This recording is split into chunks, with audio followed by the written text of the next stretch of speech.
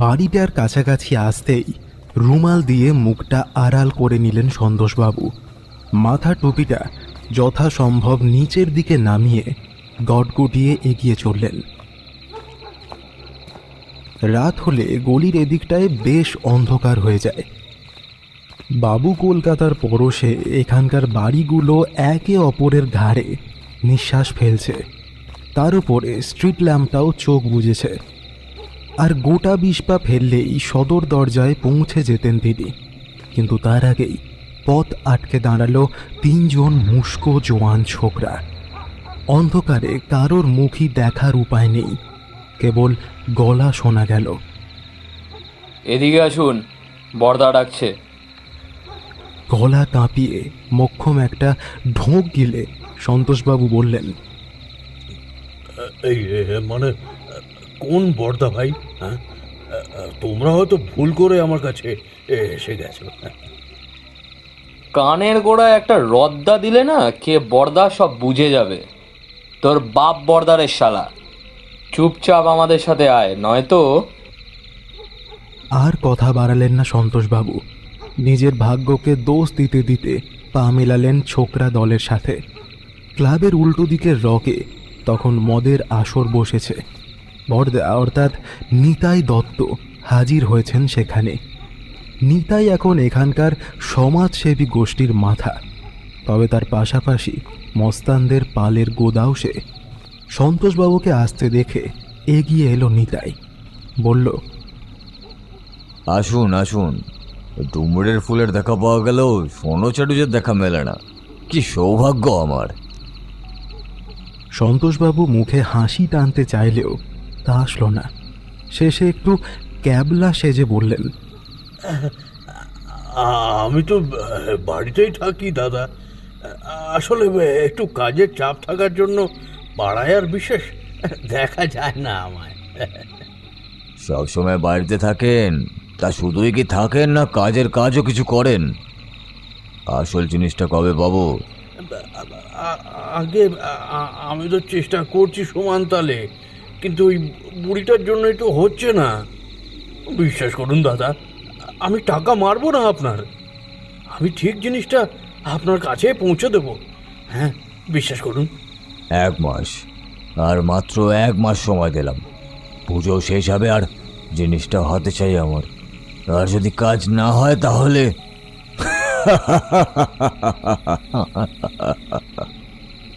একটা বিটকেল হাসি হেসে উঠল নিতাই।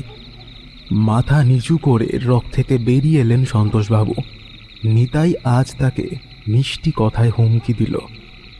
বাড়ির দিকে এগোতে গিয়ে বুঝলেন আজ মাথাটা চক্কর দিচ্ছে। 2 বার মাথায় টোকা মেরে বললেন, দম চাই, দম চাই, নেশা উঠছে, নেশা, দম চাই।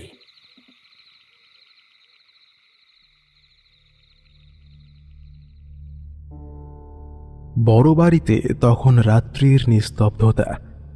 বড় বাড়ির বড় বুড়ি অর্থাৎ গীতারানী দেবী তার ঘরে অঘরে ঘুমোচ্ছেন। দরজার পাশে শুয়ে রয়েছে তার চাকর রামগোপাল।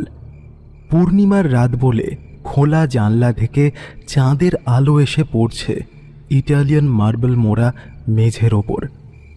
রামগোপালের বিছানার পাশে হঠাৎ করে কারুর ছায়া এসে পড়ল। দীর্ঘকায় এক মানব মূর্তি। রামগোপাল তখনও ঘুমোচ্ছে। ছায়ামূর্তি অত্যন্ত সন্তর্পণে রামগোপালকে পাশ কাটিয়ে গীতা দেবীর দরজার সামনে এসে দাঁড়ালো। নিজের শরীরের কারণেই গীতা দেবী দরজা খুলেই শোন। বয়সের দোষে একবার তিনি বিছানা থেকে পড়েও গিয়েছিলেন। বাড়ির লোক তা জানতে পেরেছিল সকালে। সেই থেকে ঘুমানোর সময় তার দরজা বন্ধ করেন না তিনি। হালকা হাতে দরজাটা খুলে ফেলল ছায়ামূর্তি। ঘরে ঢুকে একবার ভালো করে দেখে নিল যে গীতা দেবী ঘুমোচ্ছেন কি না।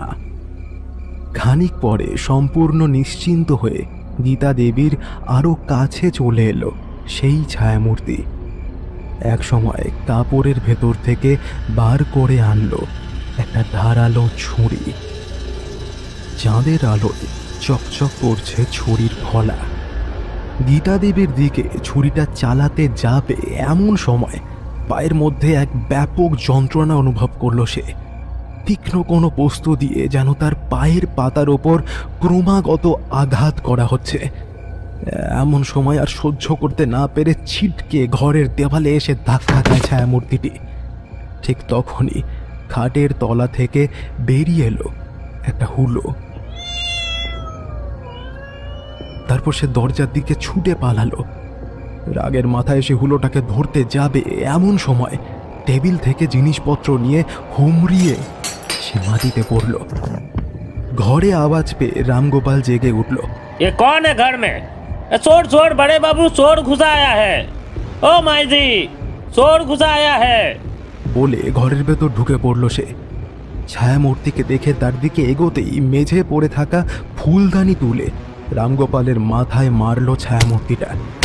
चोर चोर चोर। বলে মাটিতে লুটিয়ে পড়ল রামগোপাল।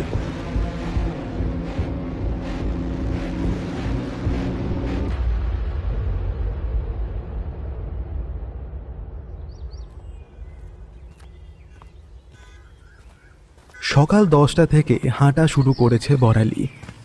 এখন বাজে দুপুর 3টে। 7 নম্বর এজরা স্ট্রিটে ঢোকার মুখে কাঁধের ব্যাগটা নামিয়ে আনল সে। বড়ালি অর্থাৎ বরেন্দ্র চ্যাটার্জি এখন কলকাতা বিশ্ববিদ্যালয়ে প্রাণীবিদ্যা বিভাগে পিএইচডি করছে। ল্যাবরেটরির জিনিসপত্র কেনার জন্য আরেক স্কলার পিয়ালিদির সাথে বড় বাজারে এসেছে।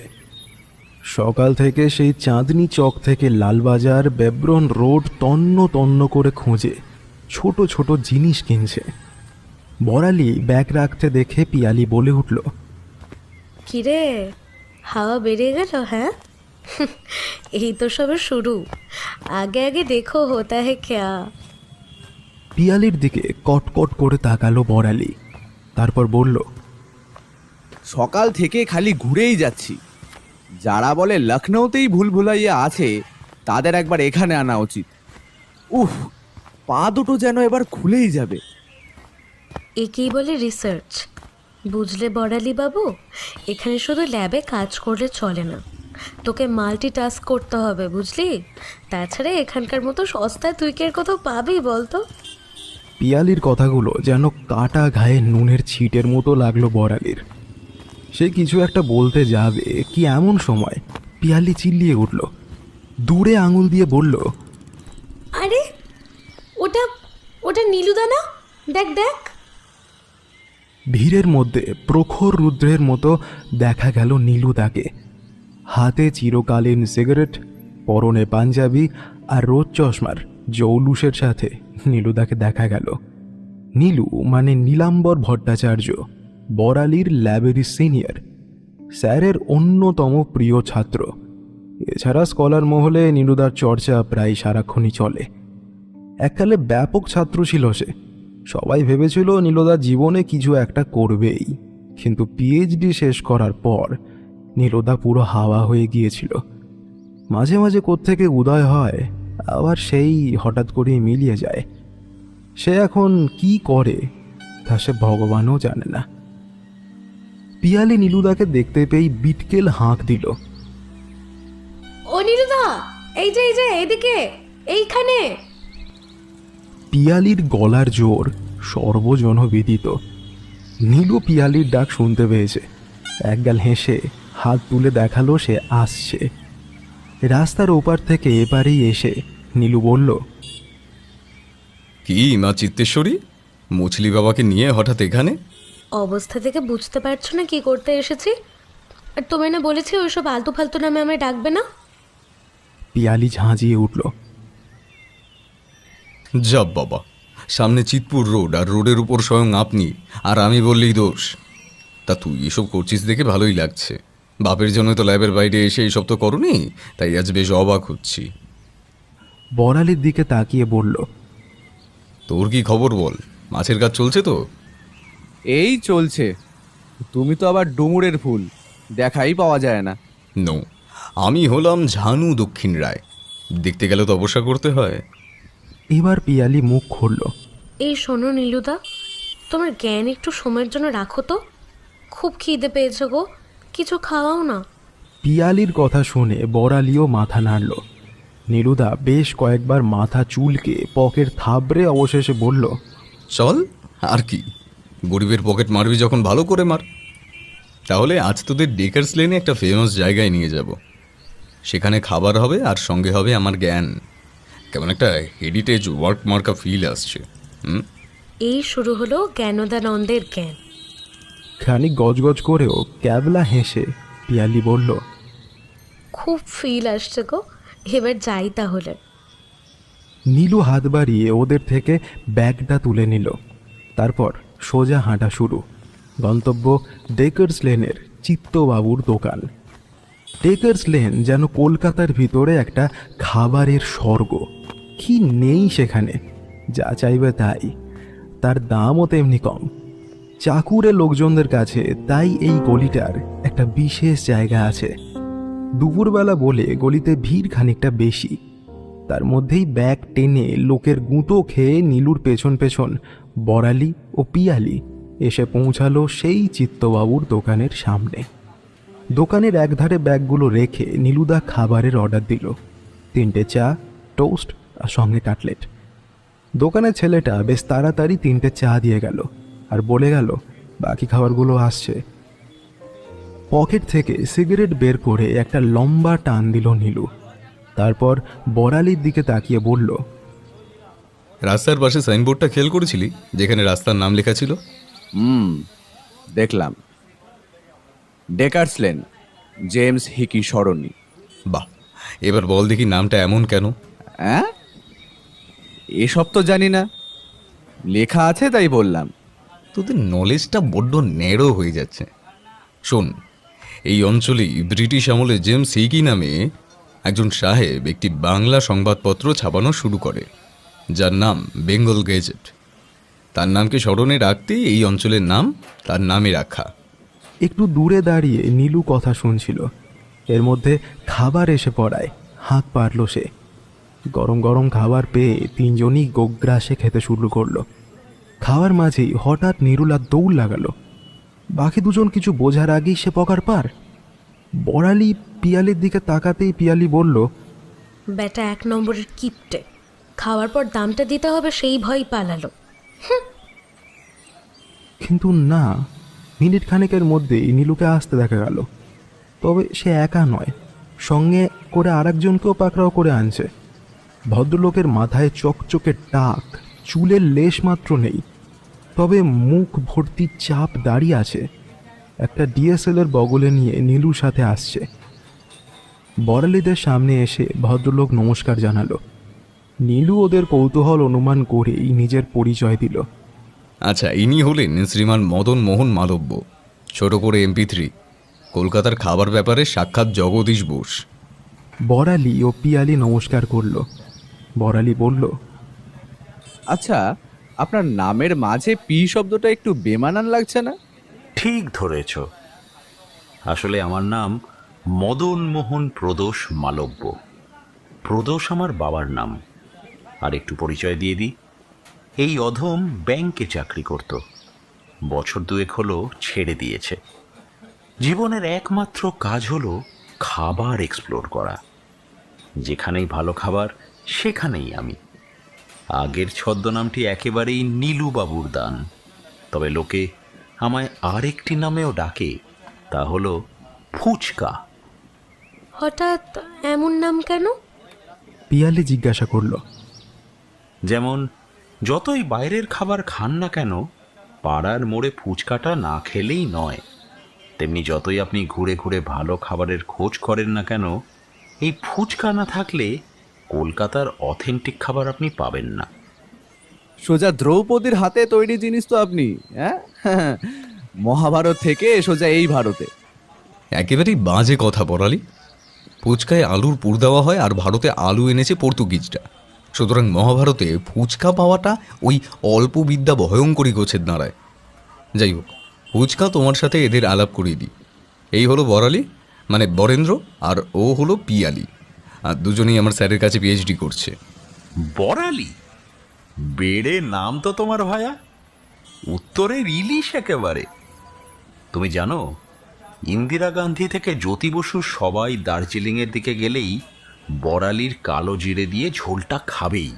ফুচকাকে দেখে মনে হলো তিনি পারলে এখনই একতলা ভাত নিয়ে বসে যান। একে রামরক্ষিণী, তার উপর সুগ্রীব দোষর। পাশ থেকে দাঁত খিচিয়ে বলল পিয়ালি। এসব কথা রাখুন, আপনার ব্যাপারটা কি বলুন তো? হঠাৎ করে পাড়ার MP3 এমন ক্যামেরাটা কাঁধে খাবারের জায়গায়। আর বলবেন না নীলুবাবু, ব্যাংকের টাকা যা ছিল সব ক্যান্সার হসপিটালে দিয়ে দিলুম। আর দেওয়ার পরই মনে পড়ল আর তো কোনো সংস্থান নেই আমার। ঠিক তখনই এক বন্ধু মাথায় এই আইডিয়াটা দিল। অমনি ঘরে রাখা ক্যামেরা নিয়ে বেরিয়ে পড়লাম ফুড ব্লগ করতে।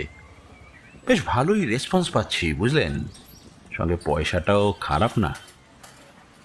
ফুচকার কথা শুনে প্রায় 2 মিনিট পিয়ালি ও বড়ালি নিজেদের মধ্যে মুখ চাওয়াচাওয়ি করল। তারপর বড়ালি পিয়ালিকে আস্তে করে বলল, নীলুদার সব বন্ধুগুলোই কি ওর মতো তার কাটা নাকি? পয়সা দেওয়ার পর কার মনে পড়ে যে নিজের আর কোনো পয়সা নেই? আরে বাবা, বলছে বলতে দে না, তাও তো ভালো। নীলুদার জ্ঞান তো শুনতে হচ্ছে না। পিয়ালি চোখ টিপে বলল বড়ালিকে। বড়ালি কিছু বলতে যাচ্ছিল পিয়ালিকে, ঠিক এমন সময় তার ফোনটা বেজে উঠল। ফোন ধরে কিছুক্ষণ কথা বলার পরই বড়ালি সামনে রাখা চেয়ারে বসে পড়ল। মুহূর্তের মধ্যে বড়ালির শরীর দিয়ে ঘাম গড়াতে লাগলো। নীলু সহ সবাই বড়ালিকে জিজ্ঞাসা করতে লাগলো যে কি হয়েছে। বড়ালি তখনও রীতিমতো ভয়ে কাঁপছে। খানিকটা সময় নিয়ে বড়ালি বলল, খুন, বাড়িতে খুন হয়েছে।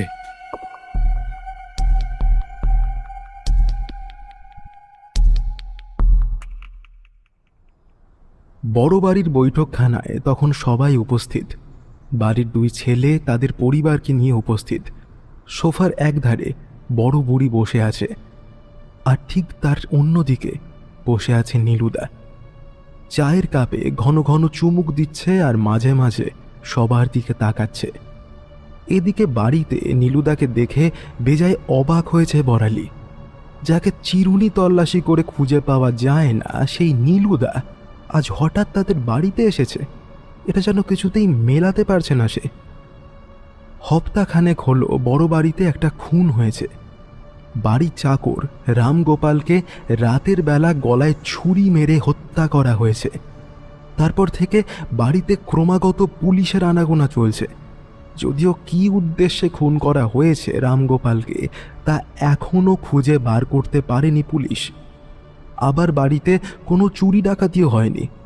তবে আরও একটা ঘটনা ঘটেছে, কিন্তু সেই বিষয় নিয়ে বাড়ির কেউ মুখ খুলছে না। বৈঠকখানার মৌনতা ভেঙে বড় বুড়ি বলে উঠল, তোমরা সবাই আশ্চর্য হচ্ছ নিশ্চয়ই যে হঠাৎ করে নীলু এখানে কি করছে।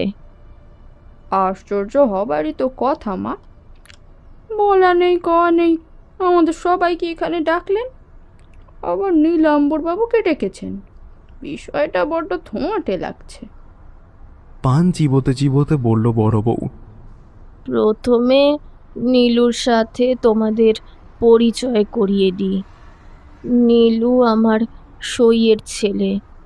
ও গবেষণা করে, তবে ওর একটা শখ আছে, সেটা হলো শখের গোয়েন্দাগিরি। আমাদের বাড়িতে গত 1 মাস ধরে যা চলছে সেই বিষয়টাকে দেখার জন্যই আমি নীলুকে ডেকেছি। রামগোপালের মৃত্যুর তো কোনো কিনারা করতে পারলো না। এবার থেকে নীলুই বিষয়টা দেখবে। মানেটা কি? জানা নেই শোনা নেই একজনকে ধরে আনলেই হলো? তাছাড়া আমাদের বাড়ির ব্যাপারে আমরা বাইরের লোকের কাছে বলতে যাবই বা কেন? পুলিশ তদন্ত করছে। ছোট ছেলে পরিতোষ তেড়ে উঠল, দেখো পরি, এটা কোনো ছোট ঘটনা নয়।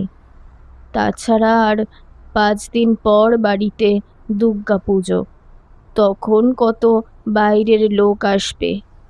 আর যে খুন করেছে সে যদি এই সুযোগটাই কাজে লাগায়, নীলু থাকলে আমি ভরসা পাই। আমি তোমার কথা বুঝেছি মা, কিন্তু তুমি বলো, আমাদের বাড়িতে শেষে গোয়েন্দা আসলো? তোদের বুড়ো ঠাকুরদার আমলে লালমুখোর দল এবারই পাত পেরে খেত। তারপর বড় কর্তার আমলের পর কোনো দিন পুলিশও এ বাড়িতে আসেনি, কিন্তু এবার এলো। নীলু এতক্ষণ ধরে সবার কথা শুনছিল। এবার সে বলল, আপনারা বৃথাই উদ্বিগ্ন হচ্ছেন। আমি শখের গোয়েন্দা, মাসি ডাকলো তাই এসেছি। আমি সাধারণ অতিথির মতো এই বাড়িতে কটা দিন থাকবো, নিজের কাজ করব। পুজোর মাঝে আপনাদের বিরক্ত করা বা এই বাড়ির কোনো রকম অসম্মান করা আমার কাজ নয়। মা যখন এনেছেন আর তো কোনো কথাই চলে না বাপু। আর তোমরাই বা এত কথা কেন বলছো বলো দেখি? কত কাজ এখন। আর তোমায় বলি নীলু, এসেছো যখন নিজের কাজ করো। তবে বাড়িতে যারা অতিথি আসবে তাদের কাছে ঘরের কথা মেলে ধরো না। আমরা তাদের বলবো রামগোপাল দেশে গেছে। নাও নাও, সবাই যে যার কাজে যাও। বড় বউ সবাইকে তাড়া দিয়ে বৈঠকখানা থেকে নিয়ে গেল। বড় বুড়িও চেয়ার থেকে উঠে পড়ল, বড়ালিকে ডেকে বলল, নীলুকে নিয়ে আমার ঘরে আয় দেখি বাবা, কথা আছে। বড়ালি বিশেষ শব্দব্যয় করল না। নীলুদাকে নিয়ে বড় বুড়ি ঘরের দিকে গেল। ঘরে এসে বড় বুড়ি দেরাজ থেকে একটা কাগজের টুকরো বার করে এনে নীলুর হাতে দিল। তারপর বলল, তোমায় তো আনলাম নীলু, কিন্তু তুমি কি পারবে? কথাটা বেশ অপমানে ঠেকল নীলুর। সে বলল, সুযোগটা দিন, তারপর দেখুন। বেশ, দিলুম সুযোগ। তবে তোমায় আমার কিছু বলার আছে। বলুন। খুনের ব্যাপারে তদন্ত করার জন্য কেবল তোমায় আনা হয়নি। খুলেই বলি তোমায়, গত 1 মাস ধরে আমার কাছে এই ধরনের চিঠি আসছে। রামগোপাল চিঠিগুলো আমার কাছে আনতো। এই বিষয়ে বাড়ির লোক কিছুই জানে না। বড় কর্তার কাছে আমি শুনেছিলাম আমাদের এই বাড়িতে নাকি গুপ্তধন আছে। তখন ছেলে মানুষ ছিলাম, আর এমন জমিদার বাড়িতে গুপ্তধনের কথা সবাই বলে, তাই আর বিশেষ মন দিইনি আমি। শুনেছিলাম কোনো এক লালমুখো সাহেব নাকি দেশ ছাড়ার আগে এই বাড়ির বুড়ো কর্তা, মানে ওই বড়ালির প্রপিতামহের কাছে কিছু সম্পত্তি গচ্ছিত রেখে যায়, আর তিনি ফিরে আসেননি। আর এই 1 মাস ধরে এই চিঠিতে সেই গুপ্তধন ফিরিয়ে দেওয়ার কথা বলা হয়েছে। চিঠিটা কার লেখা আমি জানি না, তবে রামগোপাল যে এই গুপ্তধনের জন্যই মারা গেছে সেটা আমি অনুমান করছি। তোমায় সেই গুপ্তধন এবং রামগোপালের খুনি দুটোকেই উদ্ধার করতে হবে। এর আগে কি কোনোদিন এই বিষয় নিয়ে কোনো অস্বাভাবিক কিছু ঘটেছে এ বাড়িতে? না, তেমন তো কিছু শুনিনি। এই বাড়ির ছোট কর্ত্রী কিভাবে মারা গেছিলেন? হঠাৎ তার কথা কেন? কোনো কারণ ছাড়াই ধরে নিন। জ্বরে মারা গিয়েছিল। বড় কর্তা কলকাতার বড় বড় ডাক্তারদের খবর দিয়েছিল, কিন্তু কিছুই করা যায়নি। বেশ, আমি এই কাগজটা আমার কাছে রাখলাম। আর একটা প্রশ্ন, রামগোপালের দেশের বাড়ি কোথায়, আর সেখানে কারা আছেন? রাম আমাদের বাড়িতেই মানুষ ছোট থেকে। ওর বাপ বড় কর্তার পেয়াদা ছিল। কম বয়সে মা বাপ দুটোই চলে যায়। ছোটই ওকে মানুষ করেছিল। ছেলেটা বিয়ে থাও করলো না। বুঝলাম। আমি তাহলে পরশু এই বাড়ি আসছি। বাইরের লোক জিজ্ঞেস করলে বলবেন আমি এই বাড়ির দুর্গাপুজোর উপর ছবি বানাতে এসেছি। বড় বুড়ি একটু হেসে নীলুদাকে আশ্বস্ত করল। তারপর বড়ালিকে বলল নীলুকে বাইরে এগিয়ে দিয়ে আসতে। নীলুদা বড় বুড়ির পায়ে একটা প্রণাম ঠুকে বেরিয়ে গেল। দরজার বাইরে বের হতে হতে ভিতর থেকে বড় বুড়ির মুখে একটা ছড়া ওড়াতে শুনল।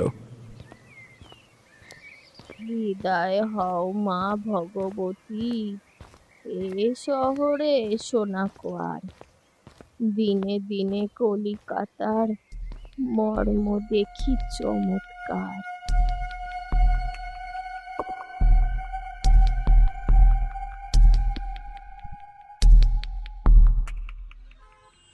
যেমন নীলুদা তেমনি তার কাজের ধরন। এমন হঠাৎ করে সন্ধেবেলা ফোন করে বড়ালিকে হাজরার মোড়ে চলে আসতে বলল। ল্যাবে একটা পেল্লাই সাইজের ঢপ মেরে তবেই বেরোতে পারল বড়ালি। মোড়ে এসে দেখে সেখানেই ফুচকাও রয়েছে।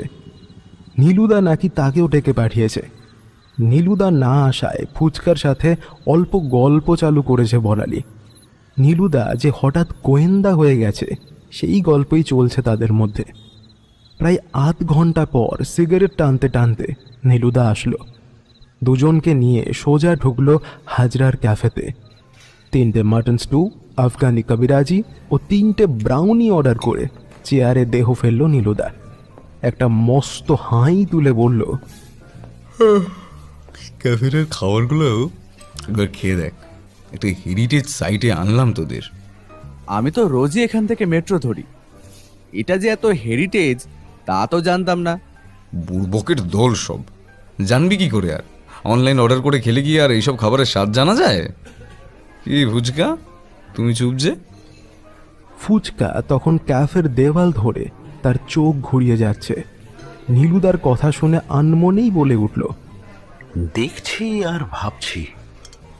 ভাবুন তো নীলুবাবু, সেই 1939, তারপর থেকে কত কাল কেটে গেল, কিন্তু ক্যাফেটার কোনো চেঞ্জ নেই। কে আসেননি এখানে? এই মুখ্যগুলোকে একটু বোঝান তো, স্থানের মাহাত্ম বুঝলো না। হ্যাঁ, জানো বড়ালি, এখানে এখনো অবধি ব্রয়লার মুরগি ঢোকে না।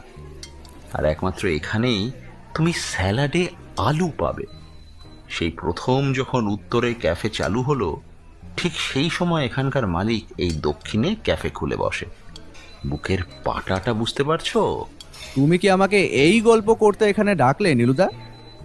কাজের কথা থাকলে বলো। এতক্ষণে খাবার দাবার এসে গেছে টেবিলে।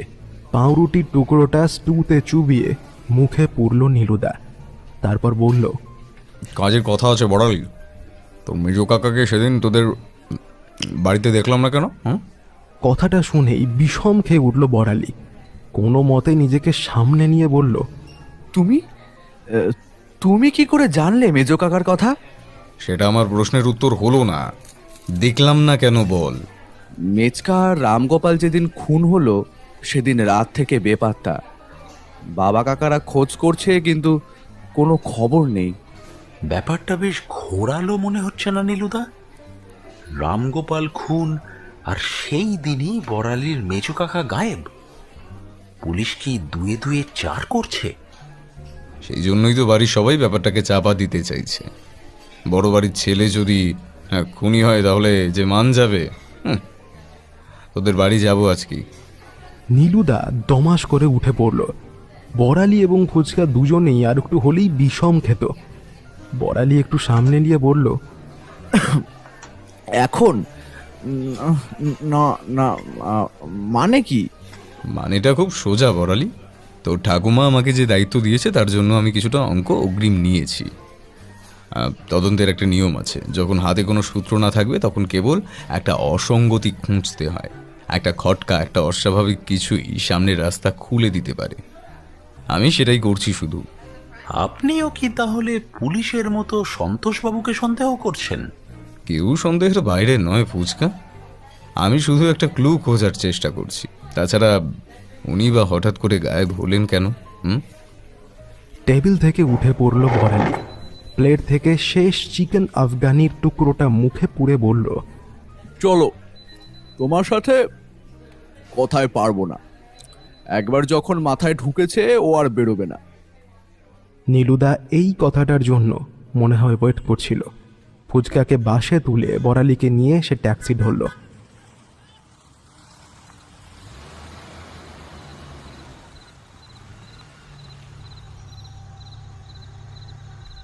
তারা যখন বড় বাড়িতে আসলো তখন প্রায় রাত 9:30 হয়ে গিয়েছে। ইচ্ছে করেই নীলুদা কাউকে ডাকতে না করেছে বড়ালিকে। বড়ালিও সেই মতো নীলুদাকে নিয়ে সোজা সন্তোষবাবুর ঘরে ঢুকল। একজন ব্যাচেলর মানুষের ঘর যেমন হয়, সন্তোষবাবুর ঘর তার থেকে কোনো অংশে ব্যতিক্রম নয়। চারদিকে কাপড় জামা ছড়ানো, ঘরের মধ্যে একটা পড়া টেবিল, খাট ও আনলা ছাড়া বিশেষ কিছুই নেই। নীলুদা ঘরে ঢুকেই খানা তল্লাশি শুরু করলো। বড়ালি একবার বাধা দিতে গেলে নীলুদা এমন বড় চোখ করে উঠল যে আর তার সাহসে কুলোলো না। প্রায় 10 মিনিট ধরে সারা ঘরের চেহারা আরও বিশ্রী করে দিতে লাগলো নীলুদা। বিছানার তলায় মদের বোতল মেলা দেখে বড়ালির খুবই লজ্জা করতে লাগলো। এমনভাবে আরও মিনিট 5 চলার পর নীলুদা বড়ালিকে ডাকলো, বলল, আচ্ছা বড়ালি, তোদের বাড়ির দুর্গাপুজোর ফর্দটা কে করে শুনি? সেটাও তোমায় জানতে হবে? যা জিজ্ঞেস করছি উত্তর দে। আগে ঠাম্মাই করতো, এখন আর লিখতে পারে না বলে ঠাম্মা বলে আর বাবা লেখে। বাজারের দায়িত্ব কি প্রাণতোষবাবুর উপর? একদমই। বাবা ছাড়া কে আর করবে এসব গুছিয়ে? কিন্তু এই সব জেনে তোমার কি কাজ সেটা তো বুঝতে পারছি না। এই দেখ, টেবিলের ড্রয়ার থেকে এটা পেলাম, বেশ কিছু জিনিসপত্রের নাম লেখা। বড়ালির কাগজটা নিয়ে চোখ বোলালো। সেখানে লুচি, পঞ্চপ্রদীপ, কালো তিল সহ আরও কয়েকটা জিনিসের নাম লেখা। একবার দেখে বড়ালি বলল, যেখানকার জিনিস ওখানেই রেখে দাও, এ নিয়ে তোমার তো কোনো কাজ নেই। নেই মানে? কি বললো নেই? সে লোকটা পার মাতাল, যার খাটের তলায় মদ গাঁজা থেকে শুরু করে প্রায় সব নেশার জিনিস আছে। তার ঘরে এই ফর্দ কি করছে, যেখানে তুই বললি তোর বাবাই সব করে? সত্যি আমিও বুঝতে পারছি না। মেচকা কোনোদিনই এসবের ধার কাছ দিয়েও যায় না। তাছাড়া পুজোর দিনে সে বাড়িতেই বা থাকে কখন? ক্লাবে গিয়ে নেশার ফোয়ারা ছোটায়। সে কি বরাবরই এমন? মেচকা লেখাপড়ায় দুর্দান্ত ছিল। আর্কিওলজি পড়তে অক্সফোর্ডে সেই যে গেল, তখন থেকেই এই নেশা। তারপর মাঝপথে লেখাপড়া ছেড়ে এখানে চলে এলো। আমি এই কাগজটা আমার কাছে রাখছি, এখন চল, রাত হলো। কথাটা শেষ করে আর একটা মুহূর্ত দাঁড়ালো না নীলুদা। একটা সিগারেট ধরিয়ে সিঁড়ির দিকে পা বাড়ালো। নীলুদা যে হঠাৎ করে এতটা সময় জ্ঞানী হয়ে যাচ্ছে এটা কল্পনাই করতে পারেনি বড়ালি।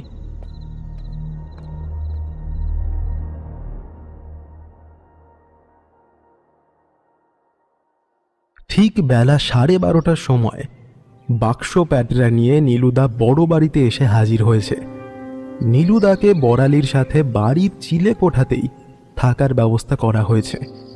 নীলুদা যখন এসেছিল তখন বড়ালি বাড়িতে ছিল না। সন্ধে 8টা নাগাদ বড়ালি ঘরে এসে দেখে বিছানার ওপর লম্বা হয়ে শুয়ে নীলুদা কি ভাবছে। ঘরে এসে ব্যাগটা রেখে বাথরুম থেকে ফ্রেশ হয়ে নিল বড়ালি। বিছানায় এসে বসে বলল, এত কি ভাবছো গো? তো মেচকা লোকটা বেশ রহস্যজনক, বুঝলি বড়ালি?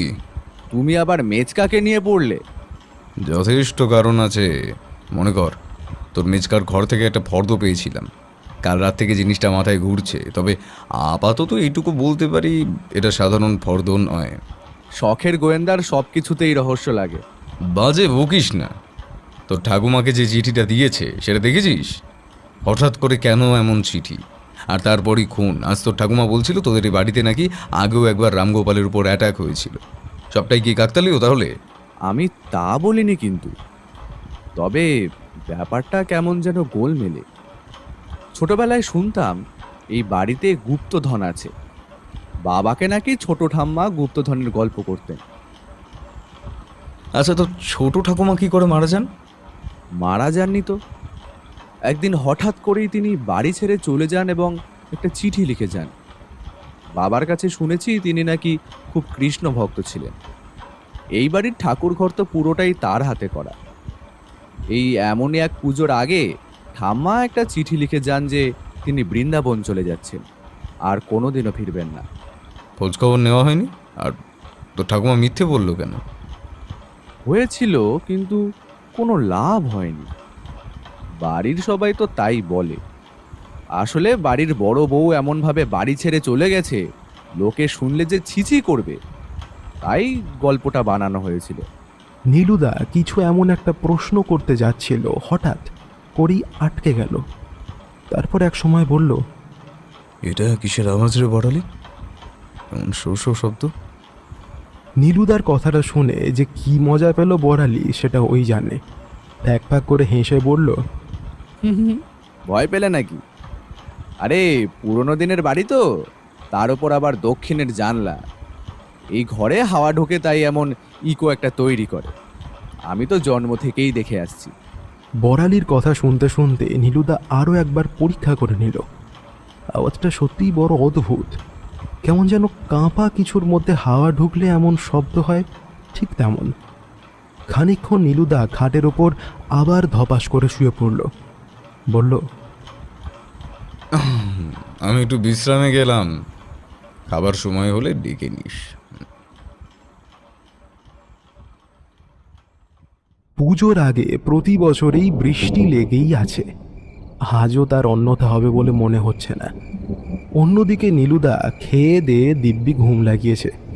দক্ষিণের জানলা দিয়ে ঝোড়াও হাওয়া রীতিমতো শীত ধরিয়ে দিচ্ছে।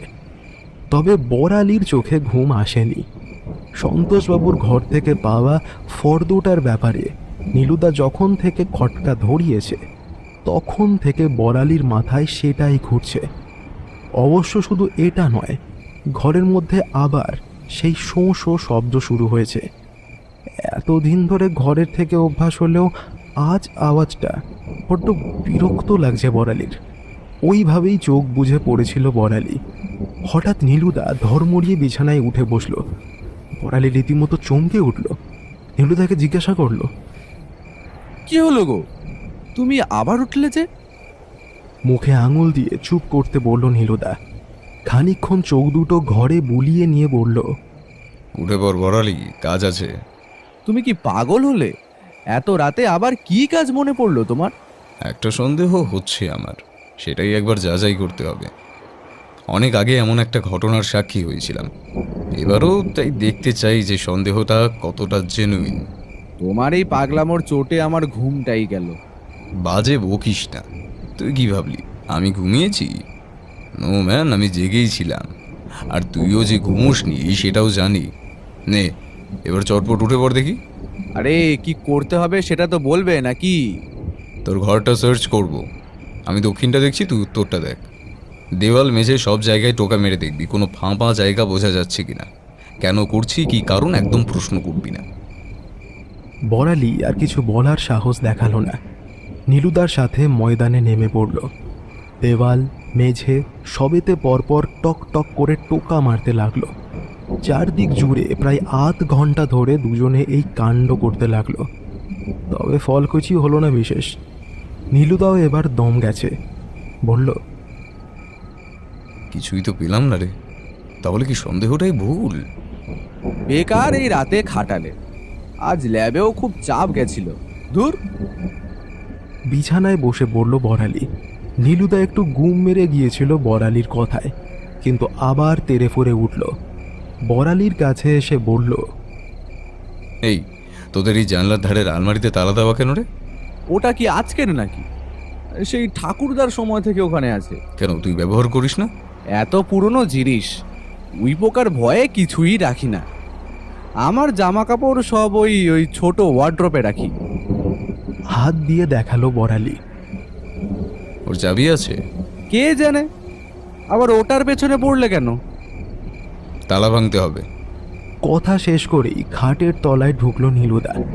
সেখান থেকে একটা পুরনো ছেনি তুলে আনলো। বড়ালির কথা বলার কোনো সুযোগই না দিয়ে আলমারির তলার মধ্যে হাত ঢুকিয়ে দিল ছেনিটা। তারপর এদিক ওদিক ঘুরিয়ে ভেঙে ফেললো তালাটা। বড়ালি যেন ভূত দেখছে। নীলুদার পাগলামোর একটা সীমা আছে, সেটা ছাড়িয়ে যাচ্ছে নীলুদা। আলমারিটা পুরোপুরি ফাঁকা।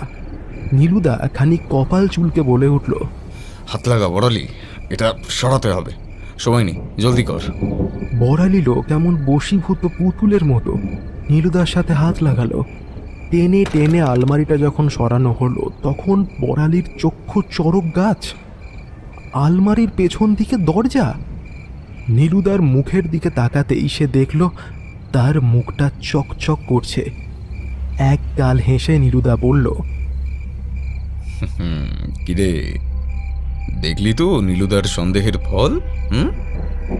আমি এতকাল এখানে আছি, কিন্তু এই দরজার কথা তো আমিও জানি না, আর কোনোদিন কারোর মুখে শুনিও নি। বড়ালির মুখ ফ্যাকাশে হয়ে গিয়েছে। নীলুদা আর সময় নষ্ট করল না, আবার ছেনিটা তুলে দরজার তালাটা ভেঙে ফেলল।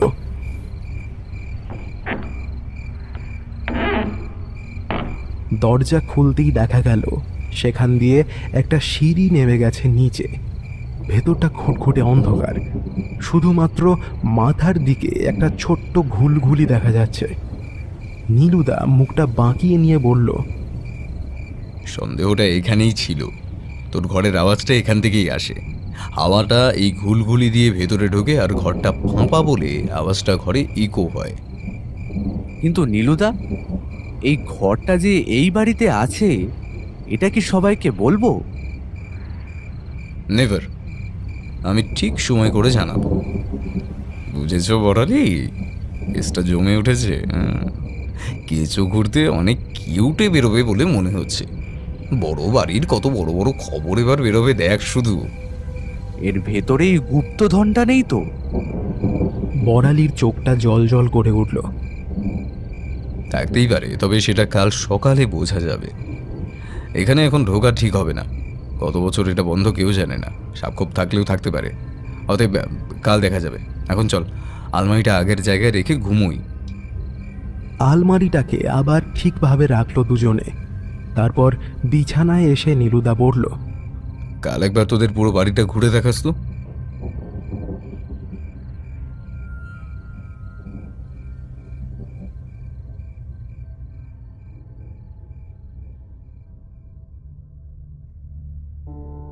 মাঝরাতের হাওয়া নীলুদার স্বাস্থ্যের পক্ষে মোটেই সুখকর হয়নি। 2 দিন ধরে জ্বরে পড়েছে নীলুদা। সারাটা দিন প্রায় বিছানাতেই কাটিয়েছে। অন্যদিকে বড় বাড়ি জুড়ে পুজোর জাঁকজমক শুরু হয়েছে। নানান জায়গা থেকে জ্ঞাত গোষ্ঠীর লোকেদের ভিড় জমেছে। আজ মহাষষ্ঠী, মায়ের বোধনের কাজে সবাই ব্যস্ত। ওদিকে সকাল থেকে নীলুদা হাওয়া হয়ে গিয়েছে। বড়ালি সারা ঘরময় খুঁজেও যখন তাকে পাচ্ছে না, তখন বাড়ির একজন জানালো যে নীলুদা সকালবেলাতেই বেরিয়ে গিয়েছে গলায় গামছা দিয়ে। বিষয়টা প্রথমে একটা আজগুবি লাগলেও খুব দ্রুত সেটা ধরে ফেলল সে। তাড়াতাড়ি সাইকেল নিয়ে রওনা হলো সোজা বাগবাজারের ঘাটের দিকে। ঘাটে এসে বড়ালি নিশ্চিন্ত হলো। যা ভেবেছিল ঠিক তাই হয়েছে। নীলুদা সকাল সকাল গঙ্গা স্নানে গিয়েছে। বড়ালি ঘাটের কাছে আসতেই দেখল নীলুদা গামছা চিপতে চিপতে সিঁড়ি বেয়ে উঠে আসছে। কাছাকাছি আসতেই সে বলল, হঠাৎ এত পুণ্যবান হওয়ার শখ হলো যে তোমার? ব্যাপারটা কি?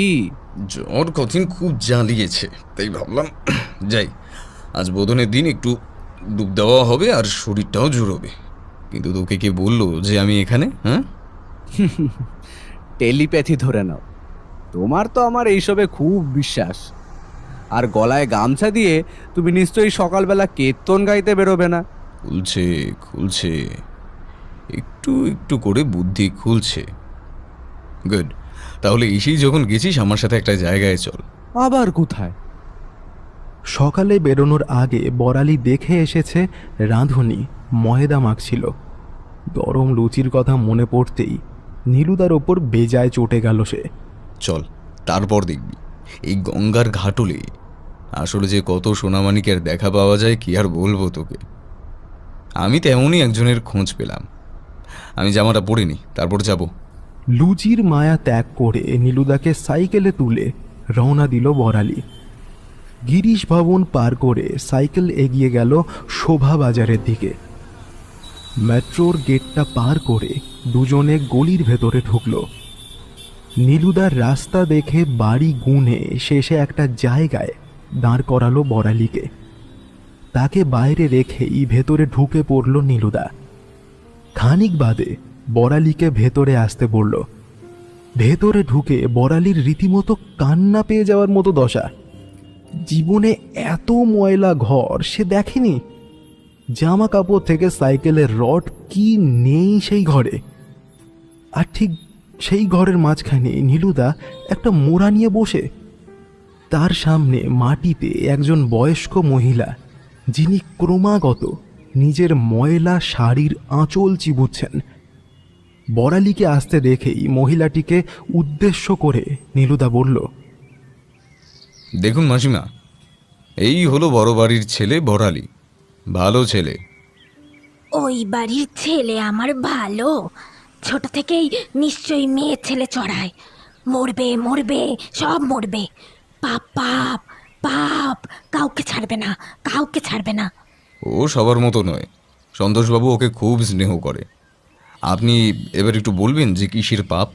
নীলুদা যে বড়ালিকে দেখিয়ে কিছু কথা আদায় করার চেষ্টা করছে তা এবার পরিষ্কার হলো। শোনোকে ওরাই মারবে। ওর ওর মাটাকে যেমন করে মারলো, খুনি খুনি, সব খুনির দল। সন্তোষবাবু ভালো আছেন, কিন্তু ওনার মা তো ঘর ছেড়ে চলে গেছিলেন। বাড়ির লোক কি করবে তাতে? ওরাই তাড়িয়েছে ভগবতীকে। কি লক্ষ্মীপানা বউ ছিল। হ্যাঁ, বড় গিন্নি যখন ছেলের আবার বিয়ে দিল, আমি আমি তো গেছিলুম, দেখে বললুম লক্ষ্মী এনেছো গো। কিন্তু ওরা কি তাকে বাঁচতে দিল? হ্যাঁ, স্বামীটাকে বশ করে নিল।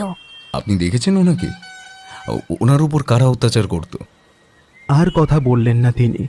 নীলুদা আবার প্রশ্নটা করলেও তিনি চুপ। কিছুক্ষণ বাদে নিজের মনেই বলতে লাগলেন, রাম বেটাকে নিয়ে ভগবতী রোজ ঘাটে আসতো, আমায় আমায় লুকিয়ে টাকা দিত। আমার আমার বরটা তো মাতাল ছিল, খেতে দিত না বলে সে রোজ আমাকে ডেকে খাওয়াতো। ওর ছেলেটাকে ওরা ছাড়লো না। ওনার ছেলে আছে রাম নামে? বড়ালি অবাক হয়ে প্রশ্ন করল। নীলুদা একবার বড়ালির দিকে তাকিয়ে হেসে আবার প্রশ্ন করল, ওনার ছেলের নাম কি রামগোপাল? আমার আমার নাড়ু গোপাল তো। কথাটা বলেই মহিলাটি উঠে পড়ল। কাউকে কিছু বলার সুযোগ না দিয়েই ঘর থেকে দৌড় দিল। বাইরে তার গলা শোনা গেল, কালা নন্দলাল, আরে আরে আমার কালা নন্দলাল। নীলুদা বড়ালিকে নিয়ে আর দাঁড়ালো না, সাইকেল করে বাড়ির দিকে রওনা দিল। বাড়ি ফেরার পর নীলুদা সেই যে ঘরে গিয়ে দৌড় দিয়েছে, আর বের হয়নি। সকালে যা সব শুনেছে বড়ালি তা এখনো হজম করতে পারেনি সে। আজ পর্যন্ত বাড়ির একজনের কাছ থেকেও সে জানতে পারেনি যে যাকে এতদিন সে চাকর বলতো সে তারই কাকা। এই জমিদার বংশে সেও একজন সদস্য। বাইরের ঢাক ঢোলের মাঝে বড়ালির মনে একটা গভীর গ্লানি তৈরি হয়েছে। বিকেল বেলায় নীলুদা ফোন এলো। এক্ষুনি এসে বড়ালিকে ডাকছে। ফোন পেয়ে বড়ালি চিলে কোঠায় ছুটল। সেখানে গিয়ে দেখে নীলুদা ঘরময় কাগজ ছড়িয়ে রেখেছে। ডাকার কারণ জিজ্ঞাসা করতেই যাবে এমন সময় নীলুদা বলে উঠল, আচ্ছা, এখন কি বাড়ির সবাই ঠাকুর দালানে? হ্যাঁ। আচমকা প্রশ্নে ওইটুকুই উত্তর দিল বড়ালি। গ্রেট, এখন আমাকে তোদের ঠাকুর ঘরে নিয়ে চল এক্ষুনি। সেখানে কি আছে? অনেক কিছু। খেলা জমে গেছে বড়ালি, এবার শুধু কেউটে নয়, অ্যানাকন্ডাও বেরোতে পারে। চল চল চল চল। নীলুদাকে নিয়ে ঠাকুর ঘরে আসলো বড়ালি। ঘরে ঢুকেই পকেট থেকে একটা কাগজ বের করলো নীলুদা। তারপর নিজের মনে মনেই আওড়াতে লাগলো, পরপর 7 জন ভগবান, পারফেক্ট আছে সব। আরে আমাকেও তো কিছু বলো নীলুদা। শোন, তোর মেজকানা জিনিয়াস, আমার অনেক কাজই সে নিজে করে দিয়েছে। তোর মেজকার ঘরে যে ফর্দ দেখেছিলাম তাতে লেখা সবকটা জিনিস কোনো সাধারণ বস্তু নয়। আমার অনুমান সত্যি হলে সেইগুলো গুপ্তধন পাওয়ার সংকেত। মানে মেজকা গুপ্তধন পেয়ে গেছে? তার জন্যই কি বাড়ি ছেড়ে পালিয়ে গেল? সেটা বলা এখনই সম্ভব নয়। আমি যেটুকু পারি তা হলো তোর মেজকার দেখানো রাস্তায় চলতে। সেটাই করছি এখন। ভালো করে দেখ, সেখানে প্রথম লেখা লুচি, তারপর পঞ্চপ্রদীপ, কালো জিরে। কিছু বুঝলি এর মানে? হ্যাঁ, বুঝেছি। সবকিছুর মানে আমার মুন্ডু। গাধা হয়ে যাচ্ছিস দিনে দিনে। দেখ, লুচির অনেক ধরন হয়, যার মধ্যে এক ধরন হলো সপ্তাহ। এখানে সপ্তাহ মানে সপ্তাহ, আর সপ্তাহ মানে কটা দিন? 7। দেখ, তোদের ঠাকুর ঘরে পরপর 7 জন ঠাকুরের মূর্তি রয়েছে। এইসব তো ভেবে দেখিনি। মেজকা এত বুদ্ধিমান। পরেরটা দেখ, পঞ্চপ্রদীপ মানে 5, আর কালো জিরে অর্থাৎ কালা। সেই বুড়িটা কি গান গাইছিল মনে আছে? বুঝে গেছি স্যার।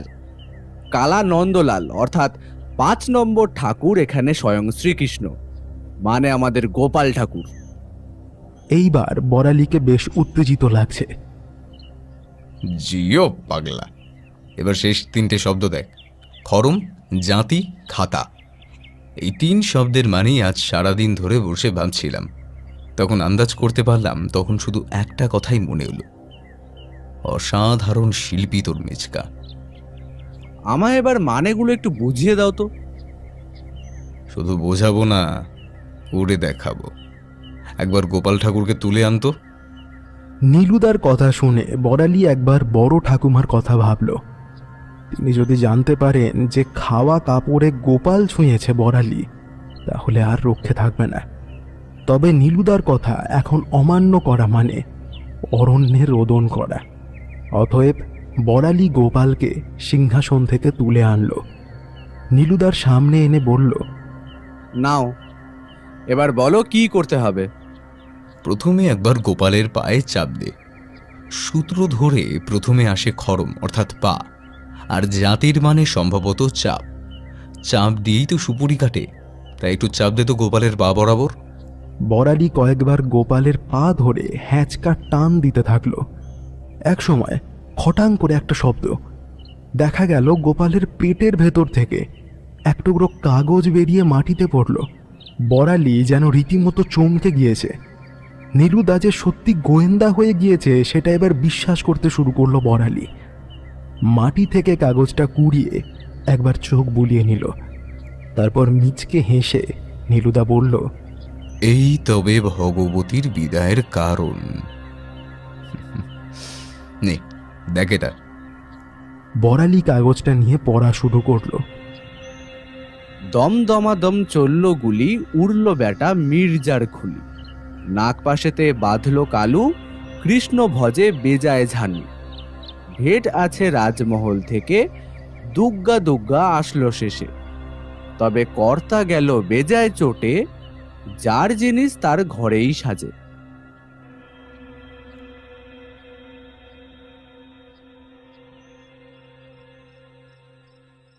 কয়েক বছর আগেই পলাশি শেষ হয়েছে। এই বাড়ির বুড়োকর্তা তখন সদ্য কলকাতায় বাড়ি তৈরি করে থাকতে শুরু করেছেন। আমাদের জমিদারির বেশিরভাগই ছিল যশোরে। তবে তখন কলকাতার কাঁচা পয়সার লোভে তিনি এখানে চলে আসেন। ব্রিটিশদের সাথে বেশ খাতিরও তৈরি হয়। এই সময় শোভাবাজারের নবকৃষ্ণবাবু বিরাট করে দুর্গাপুজোর আয়োজন শুরু করেন। নিজামের খাস লোক থেকে বিলিতি বাবু সবাই আমন্ত্রিত সেখানে। কলকাতা তখনও রেসিডেন্সির মর্যাদা পায়নি। ফোর্ট উইলিয়াম থেকে রবার্ট ক্লাইভ এলেন শোভাবাজারের পুজো দেখতে। বুড়োকর্তাও আমন্ত্রিত ছিল সেখানে। এক নবমীর সন্ধেতে ক্লাইভ এলেন আমাদের বাড়ি। আমার স্বামীর মুখে শুনেছি ক্লাইভ খুব গোপনেই এসেছিলেন। প্রথমে সবাই সাধারণ সাক্ষাৎ মনে করলেও পরে বোঝা গেছিল যে উনি বিশেষ ফন্দি করে এসেছিলেন এখানে। মির্জাফরের কাছ থেকে সিরাজের ব্যক্তিগত সংগ্রহের বহু মণিমুক্ত হিরে সরাসরি হাতে আসে ক্লাইভের, কিন্তু সেইগুলোর তিনি সদ্ব্যবহার করতে পারছিলেন না। একে তখন বাংলা জুড়ে উন্মাদনা, অন্যদিকে বর্গীদের আক্রমণের ভয়ও ছিল। এইসব 7-5 ভেবে ক্লাইভ ঠিক করলেন যে যতদিন না পর্যন্ত পরিস্থিতি নিয়ন্ত্রণে আসছে ততদিন পর্যন্ত সেই সময় সম্পদ বুড়ো কর্তার তত্ত্বাবধানে রেখে বিলেত যাবেন। কিন্তু বুড়ো কর্তা কিছুতেই রাজি হলেন না। আসলে তেনার পূর্বপুরুষ আলীবর্দীর খুবই ঘনিষ্ঠ ছিলেন, নিমখারামি করতে পারবেন না তিনি। তবে শোনা যায় পরে নাকি চাপে পড়ে এই বাড়ির কোনো এক জায়গায় সেই সব সম্পত্তি লুকিয়ে রাখেন বুড়ো কর্তা। তবে বাপু, এই গল্পের সত্যি মিথ্যের প্রমাণ দিতে পারবো না, যা শুনেছি আপনাকে তাই বললাম। রান্নাঘরে বসে লুচিতে মায়াম দিতে দিতে ফুচকাকে কথাগুলো বলল বড় বাড়ির ছোট বউ। থালা থেকে একটা লুচি আলুর দমে মাখিয়ে মুখে পুরল ফুচকা, তারপর বলল, ইতিহাস তো গল্পই, সত্যি মিথ্যের যাচাই তো পরে হবে। আর আমার তো কাজই এই সব গল্প তুলে আনা, তাই তো আপনাদের বাড়িতে আসা। কর্তা বলল আপনি নাকি আমাদের বাড়ির উপর কি সব ডকুমেন্টারি বানাচ্ছেন। আচ্ছা, আমাদের ছবি তুলবেন তো? ছোট বউ আগ্রহ নিয়ে জিজ্ঞাসা করল। নিশ্চয়ই, আপনাদের সকলের ছবি থাকবে, দাঁড়ান। হাতটা রুমালে মুছে ক্যামেরা দিয়ে ছোট বউয়ের কয়েকটা ছবি তুলে নিল ফুচকা। এই আপনার ছবি তুলে নিলুম, বাড়ির বউ সঙ্গে বাড়ির হেঁসেল, একেবারে জব্বর কম্বিনেশন। আপনি যে কি করেন না মদন বাবু, আমার ছবি এইভাবে। শাড়ির আঁচলটা মুখে চাপা দিয়ে লজ্জায় রাঙা হয়ে গেল ছোট বউ। বাড়ির লক্ষ্মীর ছবি তো আগে উঠবে, তারপর সন্ধেবেলা এমন লুচি খাওয়ালেন, আহা। এবার তাহলে উঠি, বাকিদের সাথেও আলাপ করি একটু। ক্যামেরা গুটিয়ে উঠে পড়ল ফুচকা। রান্নাঘরের বাইরে এসে নীলুদাকে ফোন লাগালো সে। ফোনটা কানে ধরা অবস্থায় ফুচকাকে ঘরে আসতে দেখে নীলুদা বলল, ফোনটা রেখে একবার এদিকে আসুন তো মশাই, কোমরটা ধরে গেল একেবারে।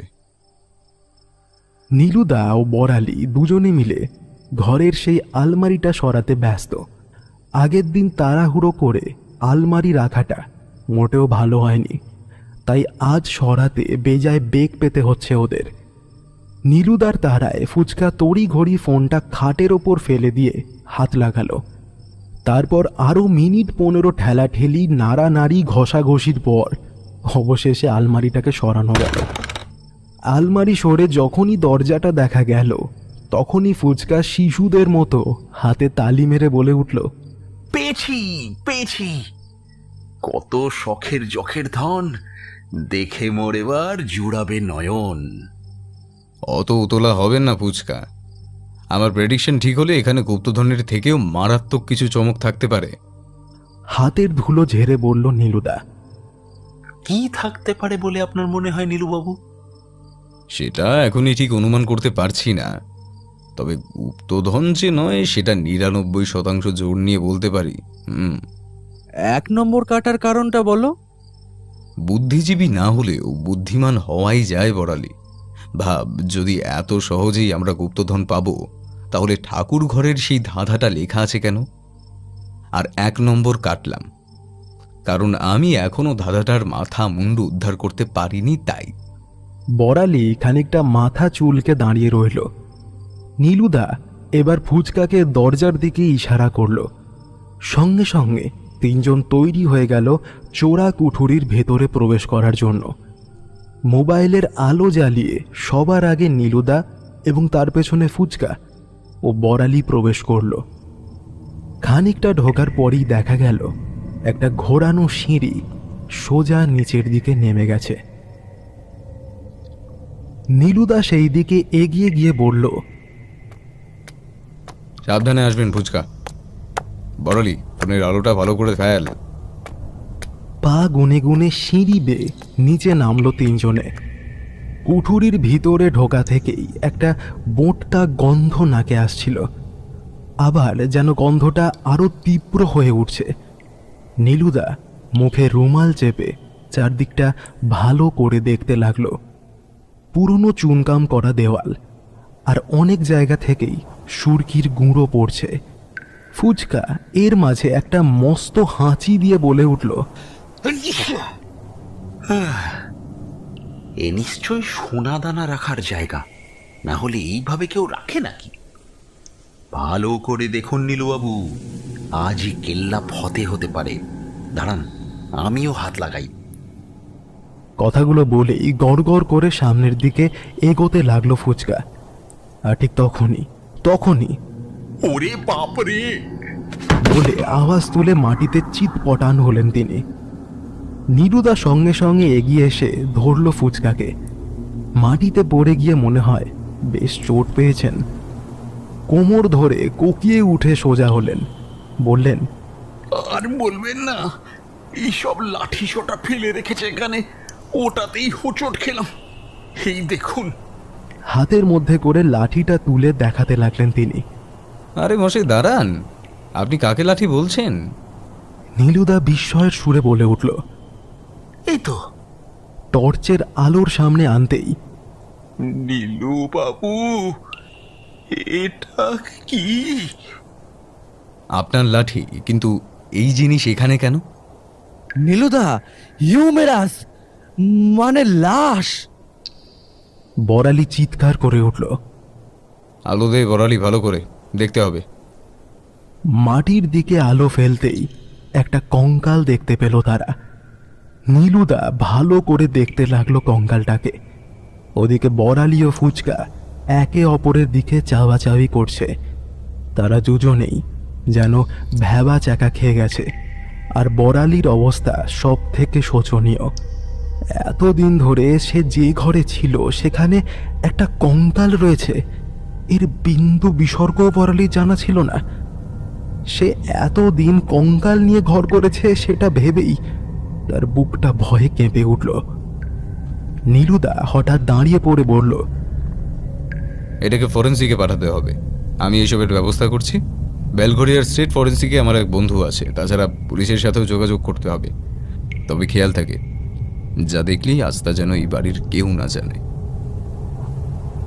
ধন্যি আপনার গোয়েন্দাগিরি নীলুবাবু, আপনার যে এত গুণ তা জানা ছিল না।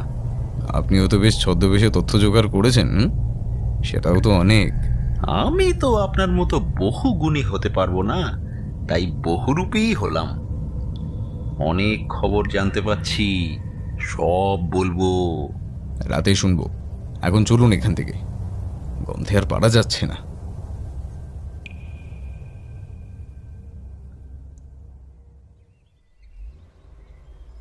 সকালে কোনো মতে দুটো বিস্কুট গুঁজে বেরিয়ে যেতে হলো বড়ালিকে।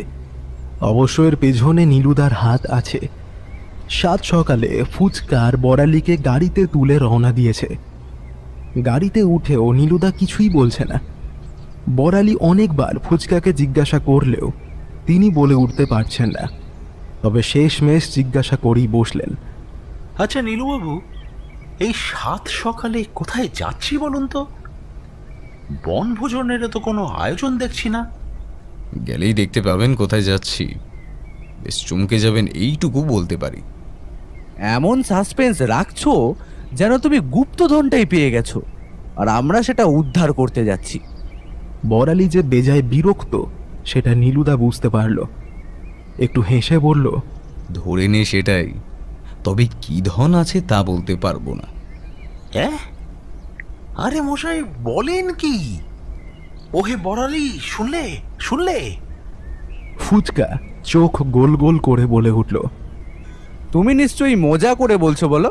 তোর মনে হয় সেটা? তার মানে ধাঁধা সলভড। জিও নীলুদা। আপনি যে মশাই এতটা গুণবান জানতাম না তো। নীলুদার থুতনিতে হাত দিয়ে মুখে চুমু খেলো ফুচকা। ওদিকে গাড়ি তখন নাগের বাজারে ঢুকে পড়েছে। একটা জায়গায় গাড়িটা দাঁড় করিয়ে গাড়ির কাঁচ নামালো নীলুদা। বাইরে মুখ বার করে একজনকে জিজ্ঞাসা করলো, দাদা ক্লাইভ হাউসটা কোথায়? উল্টো দিকে। লোকটা বোধহয় ঠিক বুঝতে পারেনি। নীলুদা বলে উঠল, হ্যাঁ, ওই ভাঙা বাড়ি। বারাকঠি আর কত দূর এখান থেকে? এবার একটা রূপরেখা পাওয়া গেল। সেটা ধরে আরো মিনিট 20 যাওয়ার পর একটা ভাঙা চোরা বাড়ির সামনে এসে দাঁড়ালো গাড়িটা।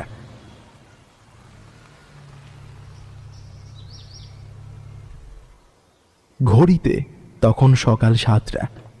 গাড়ি থেকে নেমে আড়মোড়া ভেঙে নীলুদা বলল, বাড়িটার নাম আগে শুনেছিস তো বড়ালি?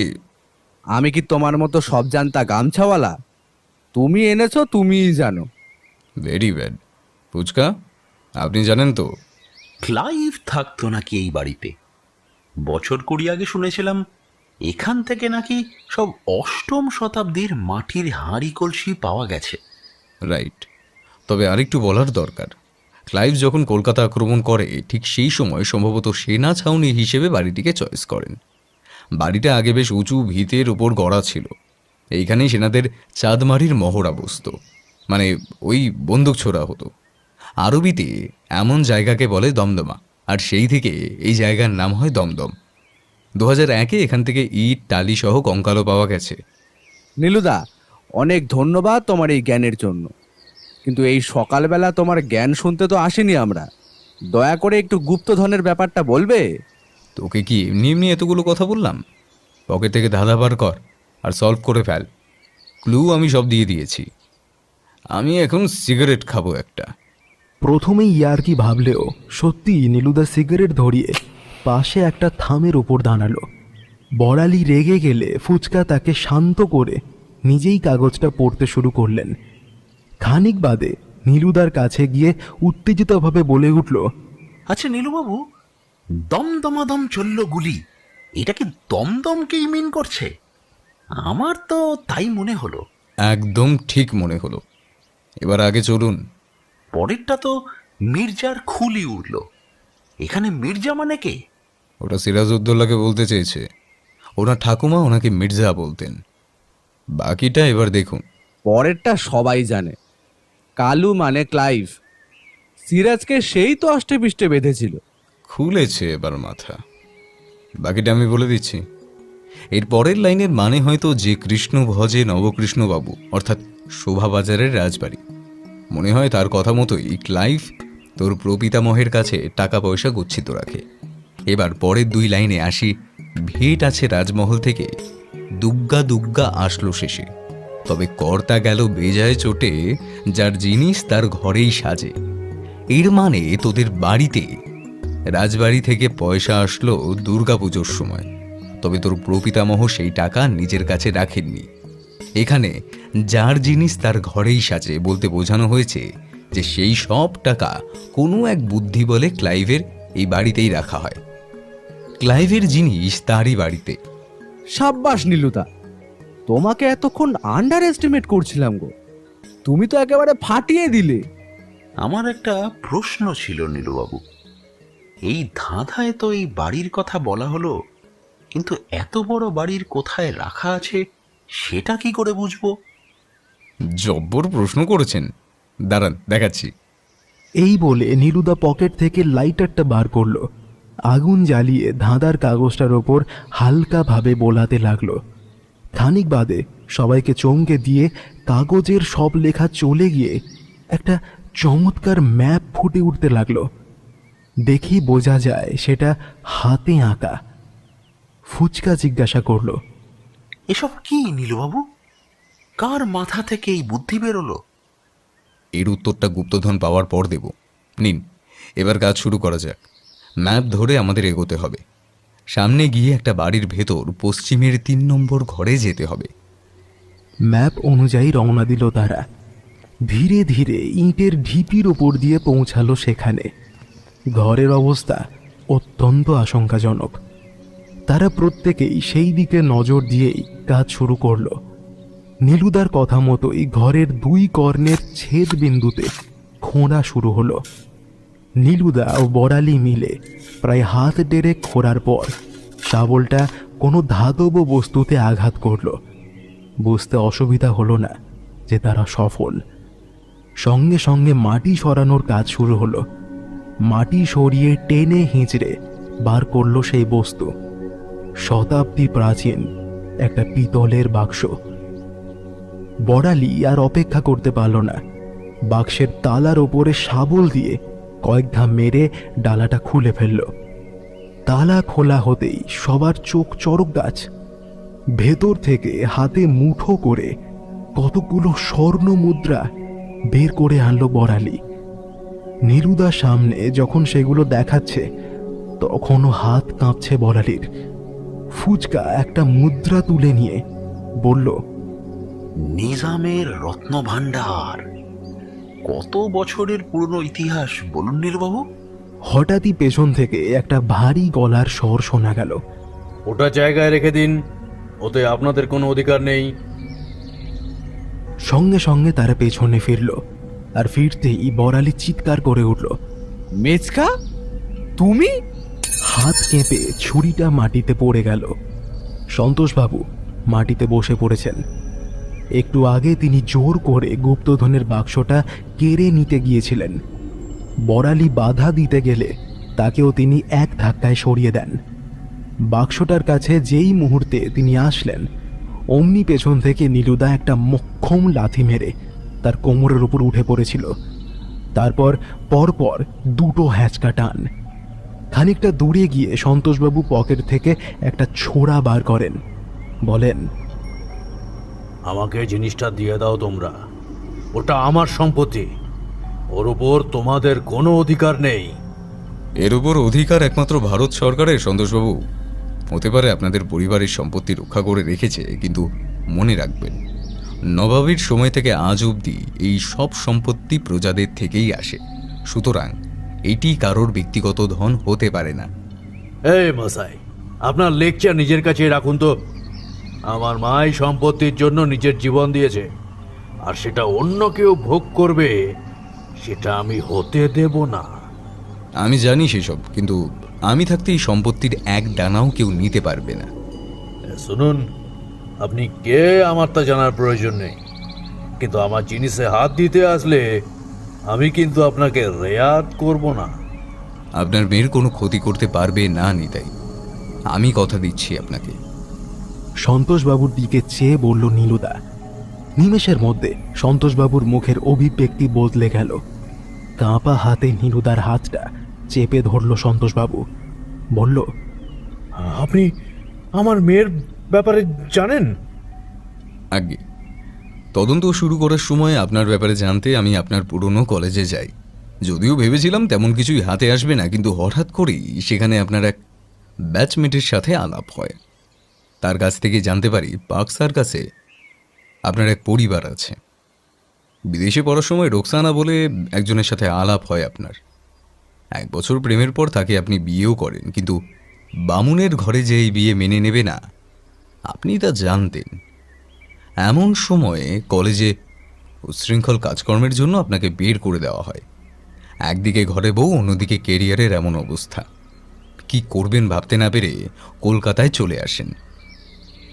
তারপর থেকে আপনি কি করেন কেউ জানে না, অথচ সংসারে টাকা দেন, বাবু আনা চলুন আপনার। এটাও জানতে পেরেছি গত 5 বছর হলো আপনার স্ত্রী মারা গেছেন। এখন আপনার এক মেয়ে রুবিনা থাকে পার্ক সার্কাসের বাড়িতে। এবার আপনি আমায় বলুন যে নিতাই রুবিনাকে কিডন্যাপ করলো কেন?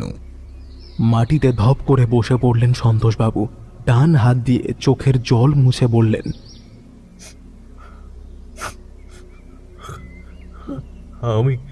আমি নিতাইয়ের জয়ে ড্রাগস সাপ্লাই করতাম, বেশ ভালোই পয়সা হতো। বাড়ির কেউ কিছু জানতে পারেনি কোনোদিন। এর মধ্যে রোকসানার ক্যান্সার ধরা পড়ল। মাস 2 মধ্যে সে আমাদের ছেড়ে চলে গেল। রোকসানা চলে যাওয়ার পর থেকে রুবিনা বড্ড বেয়াড়া হয়ে উঠেছিল। কলেজ বন্ধ করে সারাক্ষণ পার্টি, ঘুরতে যাওয়া, হ্যাঁ, এই নিয়েই মেতে থাকতো। সত্যি বলতে আমি তেমন নজর কখনো দিতে পারিনি রুবিনার ওপর। রোকসানাই সব কিছু সামলেছিল। একদিন না একটা ফোন এলো, হ্যাঁ, বলল রুবিনা কলেজে নাকি অসুস্থ হয়ে পড়েছে। ওকে বাড়ি নিয়ে আসার পর ওর থেকে ড্রাগসের পাউচ পেলাম। বুঝলেন নীলুবাবু, এই হাতে যে প্যাকেট এতদিন বেচেছি, সেই প্যাকেট যে নিজের মেয়ের ব্যাগ থেকে পাবো আমি ধারণাই করতে পারিনি। সেই দিনের পর থেকে আমি নিতাইয়ের থেকে সরে আসতে শুরু করি। তবে তবে রোকসানার চিকিৎসার জন্য কয়েক লক্ষ টাকা ধার ছিল নিতাইয়ের কাছে। সেটা শোধ করার জন্যই। সেটা শোধ করতে বাড়ির দলিলের দিকে নজর পড়েছিল আপনার, কিন্তু দলিল খুঁজতে গিয়ে বাড়ির বড় কর্ত্রীর আলমারি থেকে অন্য এক জিনিস পেলেন, গুপ্তধনের সূত্র। আলমারিতে দলিল না পেয়ে যখন আমার পাগলের মতো অবস্থা, তখন একটা বাজারের ফর্দ পাই ওই আলমারির ভেতরে।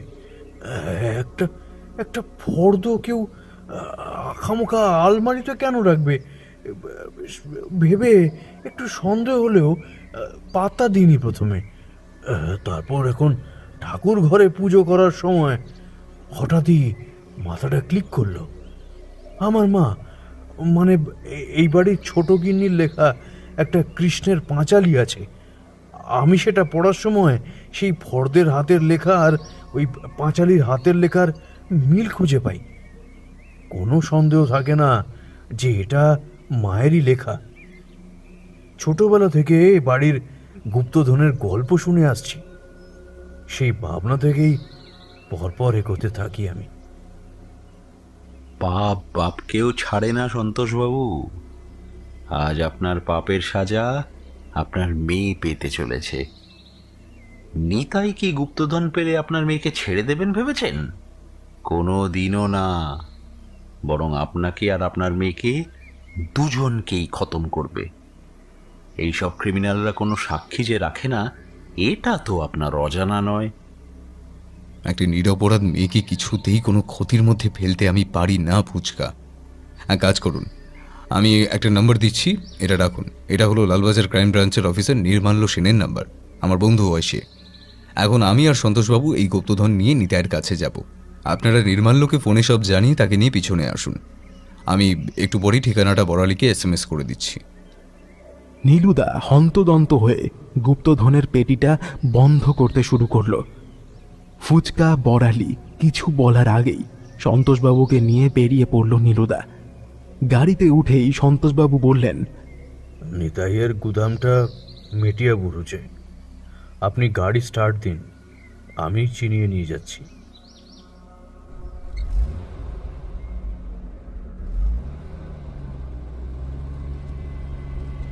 সন্তোষপুর রোড ধরে এগিয়ে গাবতলা মসজিদের পাশ দিয়ে গাড়িটা একটা গলি পথ ধরল।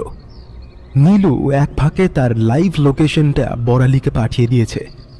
গাড়িটা একটু দূরে এগিয়ে গিয়ে দাঁড়িয়ে পড়ল। সামনে আর এগোনোর জায়গা নেই। অগত্যা সন্তোষবাবুকে সঙ্গে নিয়ে নেমে পড়ল নীলুদা। সন্তোষবাবু যে এখানে আগে এসেছেন সেটা বোঝা গেল। গটগটিয়ে এগিয়ে গেলেন সন্তোষবাবু। সোজা একটা পুরনো বাড়ির ভেতরে ঢুকে গেল। বাড়ির সামনেই সিঁড়ি দিয়ে উঠতে উঠতেই নীলুদাকে বলল, এটাই নিতাইয়ের আড্ডা। ওই দোতলার ঘরেই ও আছে হয়তো। দোতলা ঘরের কাছে আসতেই নানা প্রকার গালাগালির শব্দ শোনা গেল। আর কোনো সন্দেহই নেই যে তারা এবার নিতাইয়ের ডেরায় ঢুকতে চলেছে। দরজা দিয়ে তারা ভেতরে ঢুকে গেল। এই ঘরটাকে ঘর না বলে ফুটবল মাঠই বলা ভালো। চারদিকে বাক্স ভর্তি জিনিসপত্র। খানিকটা এগোতেই একটা বিটকেল আওয়াজ কানে এলো। এই ছেলেটাকে সঙ্গে করে এনেছিস কেন সন্তোষ? কথাটা নিতাইয়ের। নীলুদাকে দেখে তেলে বেগুনে জ্বলে উঠেছে সে। সন্তোষবাবু নিতাইয়ের কাছে আসতেই মিনমিনিয়ে বলে উঠল, মানে ও আমার সাথে আসতে চাইল নিতাই। চিন্তা নেই, তোমার জিনিস আমি সঙ্গে করে নিয়ে এসেছি। সত্যি বলছে সনচারুজি? তুমি এনেছো? দাও দাও, আমায় দাও। নিমেষে সুর বদলে গেল নিতাইয়ের। একটা ছোকরা মতো ছেলে এগিয়ে এসে গুপ্তধনের বাক্সটা নিতে চাইলে নীলুদা রুখে দাঁড়ায়। বলল, তোমার মাল এখানেই থাকবে নিতাই। সবার আগে তুমি রুবিনাকে ছেড়ে দাও। নীলুদার কথাটা ঠিক পছন্দ হলো না নিতাইয়ের। বলল, আমার জায়গায় এসে আমাকেই হুকুম? তুই শালা বড্ড বেশি বেড়েছিস। অনেকদিন ধরে তোকে দেখছি বড় বাড়িতে পড়ে আছিস। শুধুমাত্র সন্তোষের কথায় তোকে ছেড়ে দিয়েছি। আর একটা কথা বাড়ালে আজ এখানেই তোকে জ্যান্ত পুঁতে দেব। থামো থামো নিতাই, একটা মেয়েকে আটকে রেখে তার বাবাকে দিয়ে এইসব কাজ করাচ্ছ? তোমার মুখে এসব বুলি মানায় না। আর একদিন দেরি হলে সন্তোষের মেয়েকে মেরেই ফেলতাম রে হারামজাদা। তাছাড়া আমার ছেলেগুলোকে এতদিন যে আটকে রেখেছি এটাই তো অনেক বড় ব্যাপার, নইলে ওর মেয়েটাকে নিয়ে। নিতাই, মুখ সামলে নিতাই। আমি কিন্তু এতদিন তোর সাথে কাজ করেছি, তুই কি সেটাও ভুলে গেছিস? আহা, রাগ করো কেন? কিছু তো করেনি আমার ছেলেরা। তাছাড়া এত কথার তো কিছু নেই। তুমি মালটা আমায় দাও, বদলে তোমার মেয়েকে নিয়ে যাও। আগে রুবিনা, তারপর গুপ্তধন। তোমাদের ছেলেদের বলো রুবিনাকে নিয়ে আসতে। নীলুদার মুখের আদল বদলে গিয়েছে। গম্ভীর গলায় নিতাইকে বলল। নিতাই ইশারা করে রুবিনাকে আনতে বলল। কিছুক্ষণের মধ্যেই দুটো ছেলে রুবিনাকে সঙ্গে নিয়ে আসলো। এতদিন পর সন্তোষবাবুকে দেখে রবিনা ঝাঁপিয়ে পড়ল ওনার ওপর। সন্তোষবাবুকে জড়িয়ে ধরে হাউ হাউ করে কেঁদে উঠল সে। এসব ফ্যামিলি ড্রামা ঘরে গিয়ে করো, শোনা চলছে। দাও এবার মালটা দাও, মালটা ছাড়ো দেখি, তারপর এখান থেকে জলদি পাতলা হয়ে যাও তো দেখি। সব কিছুই এত সোজা নিতাই? এত বছরের সম্পদ আমি তোমার হাতে এমনি এমনি দিয়ে দেবো? বেশি বার বাড়িস না ছোকরা, নিতাইকে চিনিস না তুই। আমার জিনিসে হাত দিলে আমার থেকে খারাপ কিন্তু কেউ হবে না। একই কথা আমারও নিতাই, আমার জিনিসে আমি কারোর হস্তক্ষেপ সহ্য করি না। তোমায় বলে রাখি, এই গুপ্তধন আমি উদ্ধার করেছি, সন্তোষবাবু নয়। তাই আমার জিনিস তো আমি তোমাকে দেব না। হ্যাঁ, তুই মরবি বলেই এখানে এসেছিস? বেটাকে ধর তো আলি, আজকে শালাকে খতম করবো। নিতাইয়ের কথা শুনে তার চেলা আলী এগিয়ে গেল নীলুদার দিকে। নীলুদার কাছে আসতেই একটা মোক্ষম ঘুষি কষালো নীলুদা। ছিটকে গিয়ে মাটিতে পড়ল আলী। তার নাকটা মনে হয় ভেঙেছে, রক্তে ভেসে যাচ্ছে তার ঠোঁটের অংশ। আমি বলেছিলাম নিতাই, আমার জিনিসে হাত দিক কেউ, সেটা আমার পছন্দ নয়। তোমায় একটা সৎ উপদেশ দিচ্ছি, আমাদের এখান থেকে চলে যাও। তুমি যে পথে পা দিয়েছো, আজ না হোক কাল পুলিশ তোমায় এমনি ধরবে। এই বাড়িতে তোমাকে মাফ করলাম। নীলুদার কথায় মাথায় রক্ত উঠে গেল নিতাইয়ের। কোমর থেকে একটা রিভলভার বার করে নীলুদার দিকে ধরল সে। সন্তোষবাবু নিতাইয়ের কাণ্ড দেখে চিৎকার করে উঠল। কিরে, এ কি করছিস তুই নিতাই? আপনি উত্তেজিত হবেন না সন্তোষবাবু, আমাকে মারলে এই জীবনে ওর আর গুপ্তধন পাওয়া হবে না। নিতাইয়ের দিকে তাকিয়ে বলল, তুমি এত বোকা নিতাই, আমি সত্যিই বুঝিনি। তুমি কি করে ভাবলে তোমার কথা জানার পরও আমি গুপ্তধনটা তোমার কাছে নিয়ে আসবো? একটা খালি বাক্স যে তোমার মতো লোককে ঘোল খাওয়াবে, সেটা আমি ভাবিনি। ধোকা স্বর্ণচাটু, যে তুমি আমায় ধোকা দিলে। নীলুদাকে ছেড়ে নিতাই সোজা সন্তোষবাবুর দিকে এগিয়ে গেল। এই মোক্ষম সুযোগের অপেক্ষাতেই ছিল নীলুদা। নিতাই সন্তোষবাবুর কাছাকাছি আসতেই পা পেঁচিয়ে এক ল্যাং মারল নীলুদা। মুখ থুবড়ে পড়ে গেল নিতাই।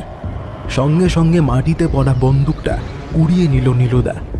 নিতাইয়ের মাথায় বন্দুকটা ধরে তাকে উঠে দাঁড় করালো। নিতাইয়ের বলার কিছু আগেই তার মুখে একটা ঘুষি কষালো নীলুদা। এটা একটা মেয়েকে কিডন্যাপ করার জন্য। আবারও একটা ঘুষি। নিতাইয়ের কলার ধরে নীলুদা বলল, এটা আমাকে মারার হুমকি দেওয়ার জন্য। এমন সময় পুলিশকে সঙ্গে নিয়ে বড়ালিও ফুচকা ঘরে ঢুকলো। দলবল সহ ধরা পড়ল নিতাই।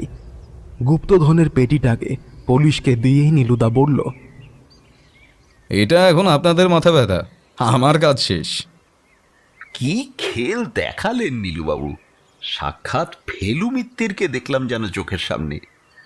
মগজাস্ত্রের সাথে আপনি সমরাস্ত্রের এমন খেলা দেখালেন, উফ, চোখ জুড়িয়ে গেল। এখনো একটা কাজ বাকি আছে ফুচকা, যেটা করতে আমার মন না চাইলেও আমায় করতে হবে। বড় বাড়ি চলুন আপনারা, খেলার পরবর্তী অংশ বড় বাড়িতেই হবে। পুলিশের তত্ত্বাবধানে সমস্ত সম্পত্তি সরকারি কোষাগারে পাঠানোর ব্যবস্থা হলো। ওদিকে দশমীর বিকালে বড় বাড়ির সবাইকে আবার বসার ঘরে একজোট করল নীলুদা। ইচ্ছাটা অবশ্য বড়ালির বেশি, কারণ তার অনেক কিছু খটকা আছে যেটা নীলুদার থেকে জানতে হবে। নীলুদা নিজেও বলেছে যে এখনো খেলা বাকি, তাই উৎসাহে আরো খানিকটা জোয়ার এসেছে বড়ালির। নীলুদার সামনে সেই এতদিনের যাবতীয় তথ্য সবার সামনে বলে চলল পরপর। কঙ্কাল রহস্য থেকে গুপ্তধনের সূত্র যেন মুখস্থের মতো বলে গেল বড়ালি। তবে তার একটা খটকা রয়ে গেছে, তাই এবার সে নীলুদাকে প্রশ্ন করতে শুরু করলো। আচ্ছা নীলুদা, সেই কঙ্কালটার তো কোনো খবর পেলাম না। আর তাছাড়া সেদিন মেচকা কেন বলল যে এই সম্পত্তি নাকি তার মা রেখেছেন? টেবিল থেকে চায়ের কাপটা তুলে নীলুদা বলা শুরু করলো। এখন যা বলবো সেটা শুনে অনেকেই আমায় পাগল ভাবতে পারে, আর কিছুজন আমার উপর রাগ করতে পারেন। তবে এটা মনে রাখবেন, সত্যি কোনোদিন চাপা থাকে না। প্রথমেই আসি গুপ্তধনের সূত্র ধরে। একথা ঠিক যে এই সমস্ত সূত্র রচনা করেছেন এই বাড়ির ছোট কর্ত্রী অর্থাৎ ভগবতী দেবী। আমি খোঁজ নিয়ে জেনেছি তিনি সোদপুরের জমিদার বাড়ির মেয়ে ছিলেন, খানিক পড়াশোনাও শিখেছিলেন। এই জন্যেই এই বাড়িতে আসার পর থেকে তিনি নিজে গুপ্তধনের সন্ধান করতে থাকেন। তারপরই একে একে সূত্র যোগ করে তিনি এই গুপ্তধনের সন্ধান লিখে যান। এবার আসি কঙ্কালের বিষয়ে। এতদিন আপনারা এই বাড়িতে আছেন, অথচ এমন একটা ঘটনা জানেন না। একজনকে খুন করা হয়েছিল এই বাড়িতে। অমন ইতিহাস জমিদার বংশের সর্বত্রই থাকে নীলুবাবু। এটা কি নতুন কিছু বলে মনে হয় আপনার? প্রাণতোষবাবু সিগারেটের ধোঁয়া ছেড়ে বললেন, জানি জানি, কিন্তু সেই কঙ্কাল যখন বাড়ির ছোট কর্ত্রীর হয় তখন বিষয়টা স্বাভাবিক থাকে না প্রাণতোষবাবু। কি? ছোট ঠাম্মার কঙ্কাল? আজ্ঞে, আমি প্রত্যেকের সঙ্গে আলাদাভাবে কথা বলতে চাইলে আপনারা কেউই রাজি হননি, তাই মদনবাবুকে ডকুমেন্টারি করার ছল নিয়ে এই বাড়িতে আনি। একদিন ছোট বউ কামিনী দেবী বাড়ির পুরনো অ্যালবাম খুলে সকলের ছবি দেখাচ্ছিলেন। সেখানেই ভগবতী দেবীর একটি ছবি দেখতে পাই গীতা রানী দেবীর সাথে। সেখানে ভগবতী দেবী যে হার পরেছিলেন সেই হার আমি কঙ্কালের গলা থেকে পেয়েছি। ও বাই দ্য ওয়ে, সরি, আপনাদের না জানিয়ে কঙ্কালটিকে আমি পোস্টমর্টমে পাঠিয়েছি। একটা হাড় দেখে আপনি বুঝে গেলেন যে ওটা ছোট মা? ছোট বউ জিজ্ঞাসা করলো। অবশ্যই নয়, একটু দাঁড়ান, সব বলছি। আমি শোভাবাজারের রমা দেবীর বাড়ি গেছিলাম। এখানে আপনারা হয়তো ওনাকে চেনেন না, তবে প্রাণতোষবাবু আর গীতারানী দেবী ওনাকে চেনেন। কি গীতারানী দেবী চেনেন তো? এতক্ষণ চুপ করে নীলুদার সমস্ত কথা শুনছিল বড় বুড়ি। এবার মাথা নাড়িয়ে হ্যাঁ জানালো। ওনার কাছ থেকে আমি কিন্তু সব জেনেছি। আপনারাও শুনুন। রামগোপাল আপনাদের বাড়ির চাকর ছিল না, তিনি ভগবতী দেবীর প্রথম সন্তান। আমার ইনফরমেশন ভুল না হলে তিনি ভগবতী দেবীর বিয়ের আগের সন্তান। লোকলজ্জার ভয়ে এই বাড়ির কর্তা হরিনারায়ণ বাবু তাকে চাকরের ছেলের পরিচয়ে এই বাড়িতে আনেন, আর এটা একমাত্র জানেন গীতা রানী দেবী। অবশ্য পরে আরো দুজন জানতে পেরেছে। তোমার কথা এখানেই শেষ করো নীলু। বড় বাড়ির ইতিহাস তোমার না ঘাটলেও চলবে। সবাইকে চমকে দিয়ে গম্ভীর গলায় বলে উঠলেন গীতা রানী দেবী। নীলুদা সঙ্গে সঙ্গে বলল, দরকার আছে, আমি প্রমাণ করে দিচ্ছি সেই দরকারটা কি। আবারও বলে চলল নীলুদা। রামগোপালের এই কথা পরে দুজন জানতে পারেন। প্রথম জানতে পারেন সন্তোষবাবু। তিনি লোকাল মাস্তান নিতাইয়ের থেকে ধার করে ডুবে গেছিলেন। সেই ধার শোধ করতে এক রাতে তিনি গীতারানী দেবীর ঘরে চুরি করতে আসেন, আর ঠিক সেই রাতেই রামগোপালের হাতে বেজায় মার খান। তবে কোনো এক সূত্র মারফত তিনি জানতে পারেন যে রামগোপাল তার নিজের ভাই, তার মতো সেও ভগবতী দেবীর সন্তান, এবং এর সাথে তিনি প্রায় অন্ধের মতো এই বাড়ির গুপ্তধনের সন্ধান করতে শুরু করেন। এতে অবশ্যই রামগোপালও জড়িত। সে প্রতি রাতে গীতারানী দেবীর ঘরে এসে গুপ্তধনের সূত্র খুঁজত। স্বয়ং ভগবতীর হাতে লেখা একটা সূত্র, সেটা গীতারানী দেবীর সিন্ধুকে অপ্রয়োজনীয় জিনিসের মধ্যেই ছিল। তাহলে কি বলছেন পরে সন্তোষবাবুই রামগোপালকে খুন করলো? ফুচকা কৌতূহলী মন নিয়ে প্রশ্ন করল। একদমই না, কারণ রামগোপালের সাথে কোনো ঝগড়া তার হয়নি, সেটা পুলিশকে সে বলেছে। তাহলে এখন প্রশ্ন, খুনি কে? কে খুনি? বড়ালিও হতাশ গলায় জিজ্ঞাসা করল। বলছি আসলে খুনি খুনের পর ভেবেছিল সে বেশ জমিয়ে সেটাকে দুর্ঘটনা বলে চালিয়ে দেবে, কিন্তু এই সবের কাছে কাল হলো বাড়ির কাজের লোক ময়নার আবির্ভাব। ময়না রামগোপালের মৃতদেহ দেখে ফেলে এবং সেটা যে স্বাভাবিক নয় সেটাও বুঝে যায়। এরপর অবশ্য ময়নাকে চোর অপবাদে বাড়ি ছাড়া হতে হয়। নীলুদা বড়ালির দিকে তাকিয়ে বলল, সেদিন গঙ্গার ঘাটে ময়না আমার সাথে দেখা করে সব বলে। ময়না রমা দেবীর মেয়ে, ওর সূত্র ধরেই আমি রমা দেবীর কাছে গেছিলাম। তবে খুনি এটা জানে না যে ময়না শুধু মৃতদেহ নয়, রামগোপালকে খুন হতেও দেখেছে। আপনি রহস্য আর বাড়াবেন না নীলুবাবু, আমাদের বলুন খুনটা কে করলো? খুন করেছে বড় বাড়ির বড় পুত্র প্রাণতোষ বাবু। Shut up! আর একটা বাজে কথা বললে থাবড়ে তোমায় সিধে করে দেবো। মুখে যা আসছে বলে যাচ্ছে। গলাবাজি এখানে করতেই পারেন আপনি, তবে লাভ কিছু হবে না। ময়না অলরেডি পুলিশের কাছে তার জবানবন্দি দিয়েছে, আর রামগোপালের হাতের মুঠোতে কিছুটা চুল পাওয়া গেছে, সেটা সম্ভবত খুনের সময় তার হাতে আসে। ডিএনএ রিপোর্ট বাকি খেলাটা খেলে দেবে। তুমি কিন্তু আগুন নিয়ে খেলছো নীলু। প্রাণতোষ বাবুকে এবার খুব উদ্বিগ্ন লাগলো। আগুন নিয়ে নয়, কিছু স্বার্থপর লোভীদের নিয়ে খেলছি। অবশ্য খুন তো আপনার রক্তে। বড়ালির ঘর থেকে পাওয়া কঙ্কালটা তার জবাব দিচ্ছে। ছোট ঠাম্মাকেও কি এইভাবে খুন করা হয়েছে? ঠিক ধরেছিস। রামগোপাল যে গুপ্তধনের ব্যাপারে সন্তোষবাবুকে সাহায্য করে সেটা জানতে পেরে যান প্রাণতোষবাবু, কারণ তিনি নিজেও গুপ্তধন খুঁজে চলেছেন। আর সন্তোষবাবু ময়নার থেকে রামগোপালের খুনের খবরটা সেই রাতে পেয়েই বাড়ি ছাড়া হন, না হলে প্রাণতোষবাবু ওনাকেও খুন করতেন। এরা না হয় সম্পত্তির জন্য খুনোখুনি শুরু করেছে, কিন্তু ভগবতী দেবী কেন খুন হলেন? কারণটা আমি ঠিক বুঝতে না পারলে অনুমান করতে পারি, তবে তেনার খুনিকে আমার বিশ্বাস আমি ঠিকই চিনেছি। কে তিনি? বড় বাড়ির বড় কর্ত্রী গীতা রানী দেবী। নীলুদা গীতা রানী দেবীর দিকে তাকিয়ে বললেন, আপনি আমার মায়ের বয়সী, আমি চাইনি আপনাকে জোর করে কথা বার করতে হোক। আপনি নিজে সবটা স্বীকার করুন। একটা কথা জানবেন, পাপ কারোর বাপকেও ছাড়ে না। আমি জানতাম ভগবতী গুপ্তধনের খোঁজ পেয়েছিল। আমি তাকে প্রথমে সন্ধান দিতে বললে সে অস্বীকার করে। শেষে একদিন আমি জোড়াজুড়ি শুরু করি তাকে। বড়ালি যে ঘরে এখন থাকে সেটা ছিল জমিদার বাড়ির গুপ্ত আলোচনার ঘর। দুপুরবেলা আমি ভগবতীকে জোর করে ওই ঘরে নিয়ে যাই। তারপর অনেক অনেক জোড়াজুড়িতেও যখন সে মুখ খুলল না, তখন রাগের মাথায় ঘরে রাখা ফুলদানি দিয়ে ওর মাথায় মেরে বসি। ওতে সে মরে যাবে আমি বুঝতে পারিনি। শেষে ওর লাশটাকে আমাদের চোরা কুঠুরির ভেতর ফেলে আলমারি দিয়ে জায়গাটা বন্ধ করে দিই। গীতা রানী দেবীর কথা শেষ হলে সারা ঘরে শ্মশানের শূন্যতা নেমে আসে।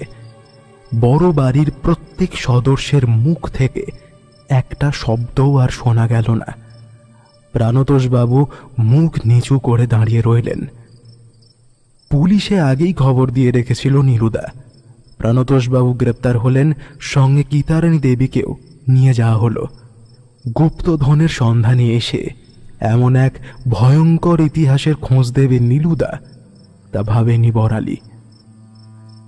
নিজের বাবাকে পুলিশে নিয়ে গেলেও তার বুক কাঁপেনি, কারণ সে জানে প্রাণতোষবাবুর অপরাধের বোঝাটা কতটা মারাত্মক। বড়ালি নীলুদার ঘরে এসে দেখে নীলুদা ব্যাগ গোছাচ্ছে, সঙ্গে ফুচকার সাথে কথা বলছে। একসময় ফুচকা জিজ্ঞাসা করলো, আচ্ছা নীলুবাবু, আপনি কি করে বুঝলেন যে ভগবতী দেবীর খুনটা গীতা রানী দেবী করেছেন? অতটাও জটিল কিছু না, স্রেফ অবজারভেশন পাওয়ার। যে ছবিতে ভগবতী দেবীর সাজ পোশাক লক্ষ্য করেছিলাম তাতেই গীতারানী দেবীর হাতে একটা পান্নার আংটি ছিল। আমি যখন দ্বিতীয়বার চোরাকুঠুরিটা দেখতে যাই আপনাদের না জানিয়ে, তখনই ওখানে এই আংটিটা খুঁজে পাই। ব্যাস, আর কি, সতীনে লড়াইটাকে হাতিয়ার করে একটা অনুমান করে বসলাম। সেটা ঠিক হবে যে সত্যি বলতে আমিও বুঝিনি। বড়ালি তাদের কথার মাঝেই বলে উঠল, নীলুদা, পাশের হোটেল থেকে তোমাদের জন্য খাবার এনেছি। মনে হয় না আজ বাড়ির খাবার জুটবে তোমাদের, তাই খেয়ে নাও, তারপরই রওনা দিও। নীলু বড়ালির কথা শুনে তার দিকে তাকাতেই দেখল বড়ালির চোখ দুটো টকটকে লাল হয়ে গেছে।